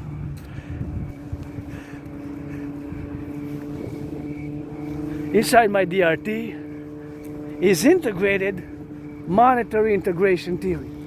Monetary integration theory is integrated inside my DRT, the debt refusion theory. So you have to keep that in mind. It's super important, and it's integrated in the theory. They cannot be dissociated, they cannot be diverged. And of course, the DRT theory is part of the grand bipolar geopolitical strategy for total BDD, benevolence, dominance, and dominion of the world by the North American Collective, fusing into the Imperial Republican complex of the perpetual 63 state union. Not to be confused with bipolarity, as in the bipolar psychiatric psychological condition. It is merely in a geopolitical context. So merely geopolitical context. Only geopolitical context. Only in a geopolitical context. The bipolar strategy, BDD, for the benevolence, dominance, and dominion of the world by the Imperial 63 complex of the fusion thereof and the creation subsequently of the two complementary covenant and cooperative institutions, the Draconis, aka the Imperial SSD Legion, with the Imperial Integrated Dance League, the Dancing Goddess Army, both double trouble, public-private partnership. That's why we need black rock and black stone. And my brother Scorpio, Bill Gates. And black rock and black stone are two financial institutions which separated after 1989, but they still work together. In other words, it's going to take a massive public-private partnership. So it's going to require a massive public-private partnership in order to implement and, of course, to establish the DRT theory. The DRT theory, consequently, is going to be a massive work, which we're going to do across the 63. It's going to require Bill Gates, brother Scorpio, Bill Gates, and all the tech institutions, the technological institutions, all the citizenry. So it's going to be a mass work which is going to be needed to be done, and it's of course the solution, because there's no other solution. Of course, we are on the verge of course of a public financial collapse. We're on the verge now of a public financial collapse. So if we are now on a public financial collapse, on the verge of a public financial collapse, this theory comes of course just in time. This theory, of course, just in time comes now, just GIT, just in time. And of course, we have to implement, and of course, for the strategy of the bipolar strategy for the North American Collective, of course, to be and to operate in all the circumstantial positions where we are now. Gonna traverse. I see my shadow. I see my shadow, but it requires a police state. The security apparatus to be involved with the implementation of the DRT, the debt refusion theory, and all organizations, institutions, we're going to implement it, and we're going to do lots of good with it, and we're going to even rehabilitate the brothers and sisters who have lost their liberty, and we're going to put them to work. Mass 44 building of the subterranean tunnel structures in order to secure the empire in case of a thermonuclear war. And of course, the ICBM rockets from Russia can reach us because they travel 10,500 kilometers. The year is 2024. Of course, potentially from Montreal to Moscow, they're 8,500 kilometers. So, of course, being that the 8,500 kilometers from Montreal to Moscow, that means that 10,500 minus 8,500, that remains 2,000, So that, of course, remains 2,000 kilometers. So, in other words, they can, of course, travel. And, of course, that is just the traveling which, of course, they can reach us right here. And even furthermore into North America. Both Canada and United States, because if from Montreal to Moscow, the ICBM Intercontinental Ballistic Missile, that's what ICBM acronym stands for, it can reach us, 10,500, the Yars can travel long distance. 10,500 kilometers from Montreal to Moscow is 8,500, so that still leaves about 2,000. Still leaves about 2,000 kilometers. So it can go deep into Canada. So these are ICBM rockets which were built over decades and decades, especially during the Cold War. So the DRT theory now explained, and it requires a massive mobilization as well, and a massive public-private partnership, which is fundamentally the Dragon Army, the Imperial Democratic Republic, is fundamentally a call for a public-private partnership. So it will require So we're going to take all the public and the private debt, coast to coast, ocean to ocean. My debt, your debt, our debt, your debt, our debt. All the debt. So my $10,000, your $10,000, coast to coast, ocean to ocean. We're going to take all the public and the private debt, right? We're going to take all the public and the private debt, all of it. We're going to convert all the public-private debt of Canada into US dollars. Into United States dollars, into US dollars, right? All the public-private debt of Canada into US dollars, we're going to add it with the US dollars, because my theory, the debt refusion theory, has to be implemented first and foremost binationally. Afterwards, it can be expanded to other countries. So we're going to add it with the public-private debt of the United States. That money is going to be all the money. We're going to add it up with all the money in circulation. And that money is going to be all the money in circulation. For a new currency and a new central bank, whatever we call the imperial central bank, we can call it the imperial central bank, right? We can call it the imperial central bank, I guess, which we're going to issue a new currency called the UE. U dot universal, E dot exchange, U dot UE. So see, I was going to go to the bank, but I think I have $5 and I'm not going to spend any money today. Let me see. That's my RBC bank there, Royal Bank of Canada. I kind of see four black shadows. I see four black shadows.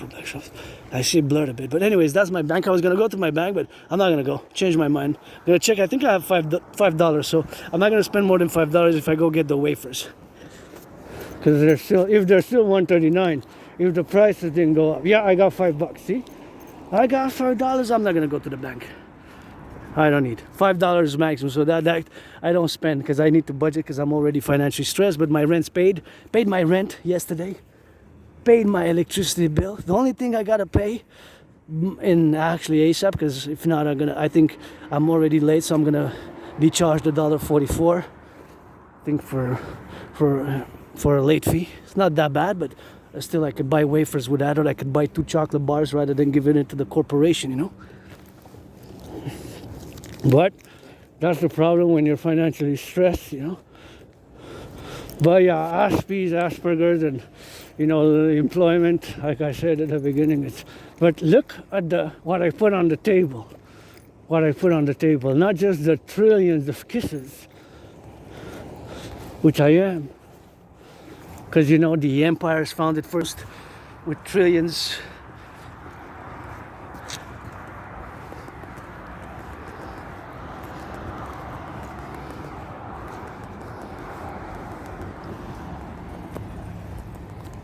With trillions of kisses. Trillions of kisses. The foundation of the empire. First empire to be founded first and foremost with trillions of kisses by the priestess. I got those kisses credited from the goddess, forgotten goddess, and that is just something which we have, of course, to be appellate and, of course, to be fructal about. So the DRT, debt refusion, to explain again, take all the public and the private debt. We're going to take all the public and the private debt, of course, all the public and the private debt. We're going to convert it into US dollars. US dollars, we're going to add it with the US, and we're going to create the UE. U dot universal, E dot exchange, U dot UE. U dot, that's the moon there. U dot universal, E dot exchange, U dot UE. The UE, U dot universal, E dot exchange, U dot UE. U dot universal, E dot exchange, U dot UE has 3 letters, acronyms, U dot, E dot, U dot. The U dot universal, E dot exchange, U dot UE. The UE, which is gonna have the value of the US dollar. We're going to create this new central bank. We're going to set an interest rate level of 10%. It's not going to be able to be more than 10% thereafter. 10% is going to be the maximum. With this money, we're going to rebuild the infrastructure, build those 44 mass tunnel structures, of course, tunnel city structures. That's why we're going to need to implement the criminal rehabilitation of the empire. My brothers and sisters who lost their liberty for A, B, C, D, 1, 2, 3, 4, X, Y, Z, W reasons. We have to discern if you committed 44 crimes since 2014 in the past 11 years, then maybe we should implement not the criminal rehabilitation act, but maybe we should implement the Imperial Dracula justice protocol, the Imperial Dracula justice protocol, the Imperial Dracula justice protocol, the Imperial Dracula justice protocol, the Imperial Dracula Justice Protocol. The Imperial Dracula Justice Protocol. I'm not going to go into details about that. That's binational, NATO, security sensitive. National security sensitive. It relates mostly to terrorism, mostly to protocols vis-a-vis either open war with NATO and other countries, militaries vis-a-vis NATO, or domestic foreign terrorism. And like I did some work, of course, like I did some work, and I did some work with that, and I did some work there, and I did some more work over there, and that is something which, of course, we did some of that work, and that is something which we have to do, and we have to get some of that work with that, and that is something which we have to get up a little, of course, where we are now, to be loving and kind and benevolent, and also just punishing in many ways. Our empire will have just like that pi symbol, which is a constant, has two heads, two faces, is the dynamic, the relation between the circumference and the ratio of the circle, and of course it has two heads, and that two heads, of course, two faces, is such, of course, where our empire would have one for benevolence, righteousness, justice, goodness, and kindness, and punishing against punishing. So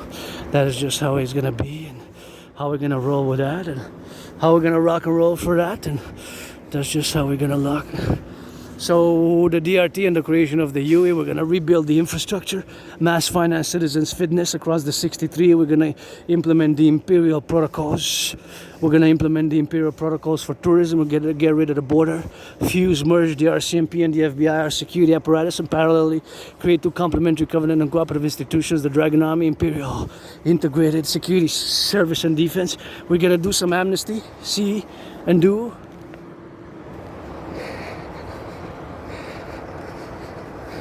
We're gonna do some amnesty. So we're gonna do some amnesty. Everybody who's been living in the Empire, the 63, across the 10, the 50, and the 3, which we're gonna fuse in the past 7 years, we're gonna accord some citizenship, path to Imperial, Republican, Democratic, new Imperial States of America, citizenship, new Imperial Republic, Democratic Republic, some citizenship. See if we can do some amnesty. Again, if you're convicted 44 times, we're gonna do not so much amnesty. Or we're gonna build the Forgotten Goddess Temple. Build, of course, the Forgotten Goddess Temple. We're gonna create this new world order. We're gonna build the biggest ever sports arena Coliseum ever built, the Imperial People's Coliseum on the Canadian-US border. The Imperial Coliseum on the Canadian-US border is going to be me, Donald Trump, and fighting with Donald Trump as an inauguration. Is going to be 11 times bigger than the Caesar Superdome, which is, of course, the arena where my 49ers, several Super Bowls were played. One of my favorite Super Bowls is Super Bowl 47. Paradoxically, my 49ers lost. Not by much, by 3 points. 3 points is still a loss. Even by 1 point, his Super Bowl we're gonna build that massive Coliseum is gonna be 11 times bigger, 11 times bigger than the Caesar Superdome, which changed names. And before that, it was known as the Louisiana Superdome. Now, before that, it's changed names several times, just like I changed names. Although still gotta pay that money to finance it. It's gonna be, of course, the changing of the names, and we're gonna build the Imperial. Oh, we're gonna go by that side.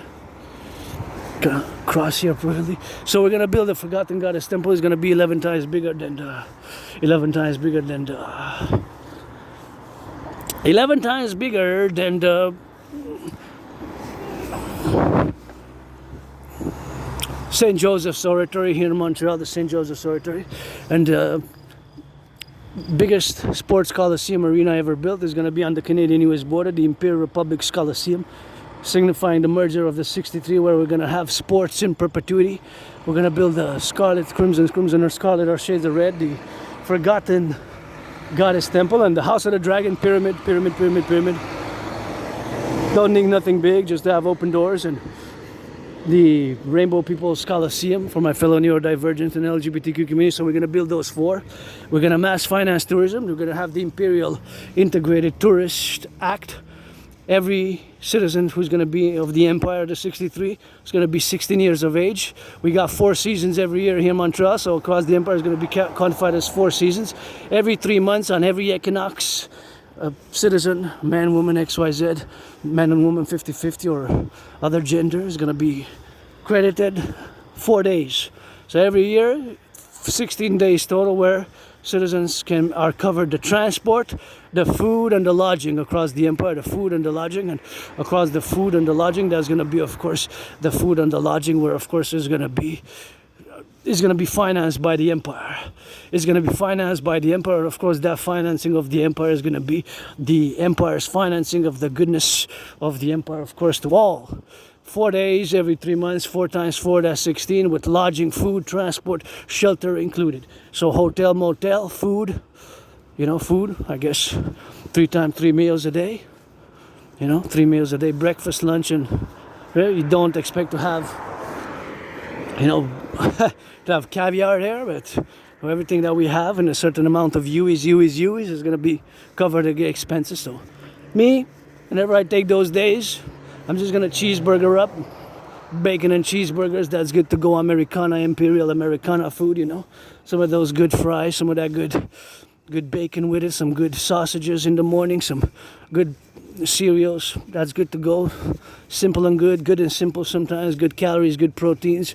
Rock and roll, bunk it up. Some of those fast food for me. And motels, hotels open. Expenses, the UEs of the empire is going to be great rehabilitation, great joy. So we got to do it. Pledge allegiance to our family. We're going to get rid of the border, create the super complex for total defense.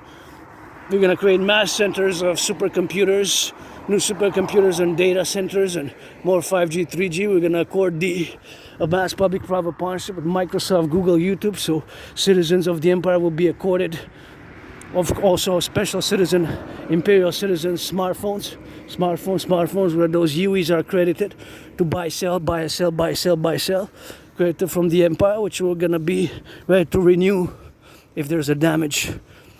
If you damage it 4 times in a month, then you got to be checked, and maybe you're going to need to be doing some volunteering work, which, you know what I mean, the standards and operations. And every year, I guess, it could be accorded these special imperial phones, which are going to be public-private partnership, and where everything we can track and see when people are going to be encouraged to work out, train, exercise. We're going to mass finance fitness, mass finance tourism, mass finance the cleaning, public safety and public order and fitness. We're going to open up with the NFL, NHL, NBA, and women's and men's sports league. We're going to have that massive Imperial Coliseum, which is going to be 11 times bigger than the Caesar Superdome, who of course changed names. Before Caesar Superdome is known as the Louisiana Superdome, and before that it was known as the Mercedes-Benz Dome, and of course Mercedes-Benz Dome of course was before that Louisiana Superdome, so it changed names several times, just like I changed, and our name will change to the Imperial New Republics United States of America, the Empire of the 63 letter rise, letter B, People's Universal Revolutionary Centrist Empire. We have like that 2 heads, 2 faces, like that N, which represents the pi symbol, circumference of the circle. And we're going to merge our security forces apparatus and create 2 complementary government and cooperative institutions. We're going to put the Hawk, HAWK, in the Golden Dome, implement the new Dragon Army Total 911 protocols for total citizen integration and rehabilitation and defense, mass finance fitness, mass finance citizens working out, mass finance all sorts of good tourism, especially this Imperial Tourism Initiative. That's going to be great good for joy, for well-being, for rehabilitation. All citizens 16 plus, every 3 months, on every equinox, 4 days accorded. You are encouraged to visit other states, not to visit the same one every time. For example, from Quebec to California, for Yukon to California, across the 63. The choice and the availabilities, and first come, first serve. And you can, of course, not necessarily take them all at once. You can spread and take, for example, at the end of the year, you have 16, because it's 4 every 3 months, every season. 4 times 4 is 16 days. You can take 8 and 8, or 16 a year, or you can take the 4. But if you take the 4, you lose, because it's 4 nights. So you're going to lose the lot. Depends if you choose to travel by train, by plane, or by bus, right? By train, you have those options. You're going to have those options by train. If it's a night past, you lose the night out of the 4, because even if you're on the train or on the plane, if it passes midnight to the other day, so you're going to leave in the morning. It's best to travel to whatever state, depending on the distance as well. So let's say, it is that standard. So we're going to build those bridges together. See, like that bridge, my fellow Aspies. And now it's time for me to switch to that French, because I just realized I was just English. And here in Quebec, one of the 63, It's gonna be the French state, the French state, the French state, the French state. Québec, on est dans la belle province, Québécois et Québécoises. On tourne la tête avant que je traverse, puis comme je vois que je passe un pont, on se rapproche de ce pont, puis soyez prudent quand vous traversez la rue, parce que, tu sais, des fois, les freins fonctionnent mal, puis le citoyen presse, ça peut peser sur l'accélérateur en place de peser sur le frein, tu sais. Fait qu'on doit toujours avoir ce dynamisme, cette convergence pour le faire, moi aussi, puis vous aussi pour le faire, bien sûr, dans cette circonstance qu'on traverse, puis c'est sûr qu'il faut, bien sûr, être prudent dans la circonstance, bien sûr, qu'on se fasse dans la même manière qu'on est, puis bien sûr qu'on est dans la situation de vivre, of course, bien sûr, dans la prudence, de la conséquence, bien sûr, qu'on est rendu ici à faire, hein, puis à bâtir ces ponts, vous voyez, comme ces ponts-là, c'est que la même manière que moi, en tant que neurodivergent qui vit avec l'Asperger's, l'autisme hautement fonctionnel, c'est sûr que je dois bâtir des ponts. Puis je dois bâtir des ponts, petits ponts, moyens ponts, des ponts extra larges ou des ponts larges. C'est sûr que dans ces 4 catégories-là, des petits, des moyens, des larges ou extra larges. Des petits, des moyens, des larges ou extra larges. Des petits, des moyens, des larges ou extra larges. Des petits, des moyens, des larges ou extra larges. C'est comme ça qu'on doit bâtir ces ponts-là, comme moi en tant qu'Asperger, qui est neurodivergent, puis qui a ces difficultés du point de la compréhension sociale. Puis c'est pas une maladie, c'est pas quelque chose de négatif, c'est pas quelque chose de mauvais, c'est pas malin, c'est pas néfaste, hein, l'Asperger. C'est une condition de neurodivergence. Nous, on voit le monde différemment à cause de ces mutations de cerveau. Fait que je dois toujours bâtir ces ponts comme ce pont que je viens de traverser dans ces conséquences. Puis ça fait que je suis moins bon dans les choses de la conversation sociale ou dans le dynamisme, le savoir des normes non écrites ou sociales telles que l'espace personnel. Hein? Les Aspergers, des fois, les Aspis, on s'approche tellement proche d'une personne quand on leur parle, il faut nous dire, garde ta distance. Moi, je travaille toujours sur ces caractéristiques, puis moi, je fais partie d'un Aspi qui n'est pas officiellement diagnostiqué, mais j'ai été diagnostiqué par plusieurs personnes à travers 7, 8, 9 ans là, déjà, puis qui ont de l'expérience dans le domaine de la santé, mais j'ai jamais voulu accepter ça. Hein. J'ai toujours dit non, j'ai pas l'Asperger, je suis pas, parce que c'est une différence, tu sais, accepter ça, tu sais que c'était différent, puis tu es sur le spectre de l'autisme, tu as certaines difficultés dans certaines choses. Moi, personnellement, j'ai pas besoin de beaucoup de soutien, c'est juste que à cause de mes intérêts spéciaux, puis ma routine rituelle qui se tourne autour de l'entraînement physique, le rock'n'roll, puis la géopolitique, hein. C'est là que j'excelle, puis je fais partie aussi de la communauté LGBTQ, je suis monsieur, madame, hein. Ça fait rien que je me cache, là, depuis des années que je fais partie de la communauté LGBTQ, mais les Aspis, nous, on a de la misère à garder les amis pendant un long terme, là. C'est pas facile à cause de ces différences, hein. Puis des fois, nous, on est direct, hein, puis on dit des choses directement, puis pas parce qu'on veut être méchant ou offensé, c'est juste que notre cerveau est différent, fait que il y a qui s'entendent mal, prennent mal ces choses-là. Fait que nous, il faut nous le dire. Hey, parle-moi pas comme ça, ou dis pas ça de même, puis il faut nous l'expliquer, tu sais, un peu. Parce que nous, on est bon dans certaines choses, mais dans certaines choses, c'est un paradoxe. On n'est pas bon, puis on a de la misère à la compréhension totale de comment qu'on voit le monde, c'est différent, tu sais. On a des... Puis la cause, qu'est-ce qui cause l'Asperger's? On ne sait pas vraiment qu'est-ce qui cause l'Asperger's. L'autisme hautement fonctionnel, on ne sait pas vraiment qu'est-ce qui cause l'Asperger's. La cause, ça peut être héréditaire, biologique, génétique. Hein? C'est une cause soit biologique, soit génétique, soit les deux. Fait que il n'y a pas de médicament parce que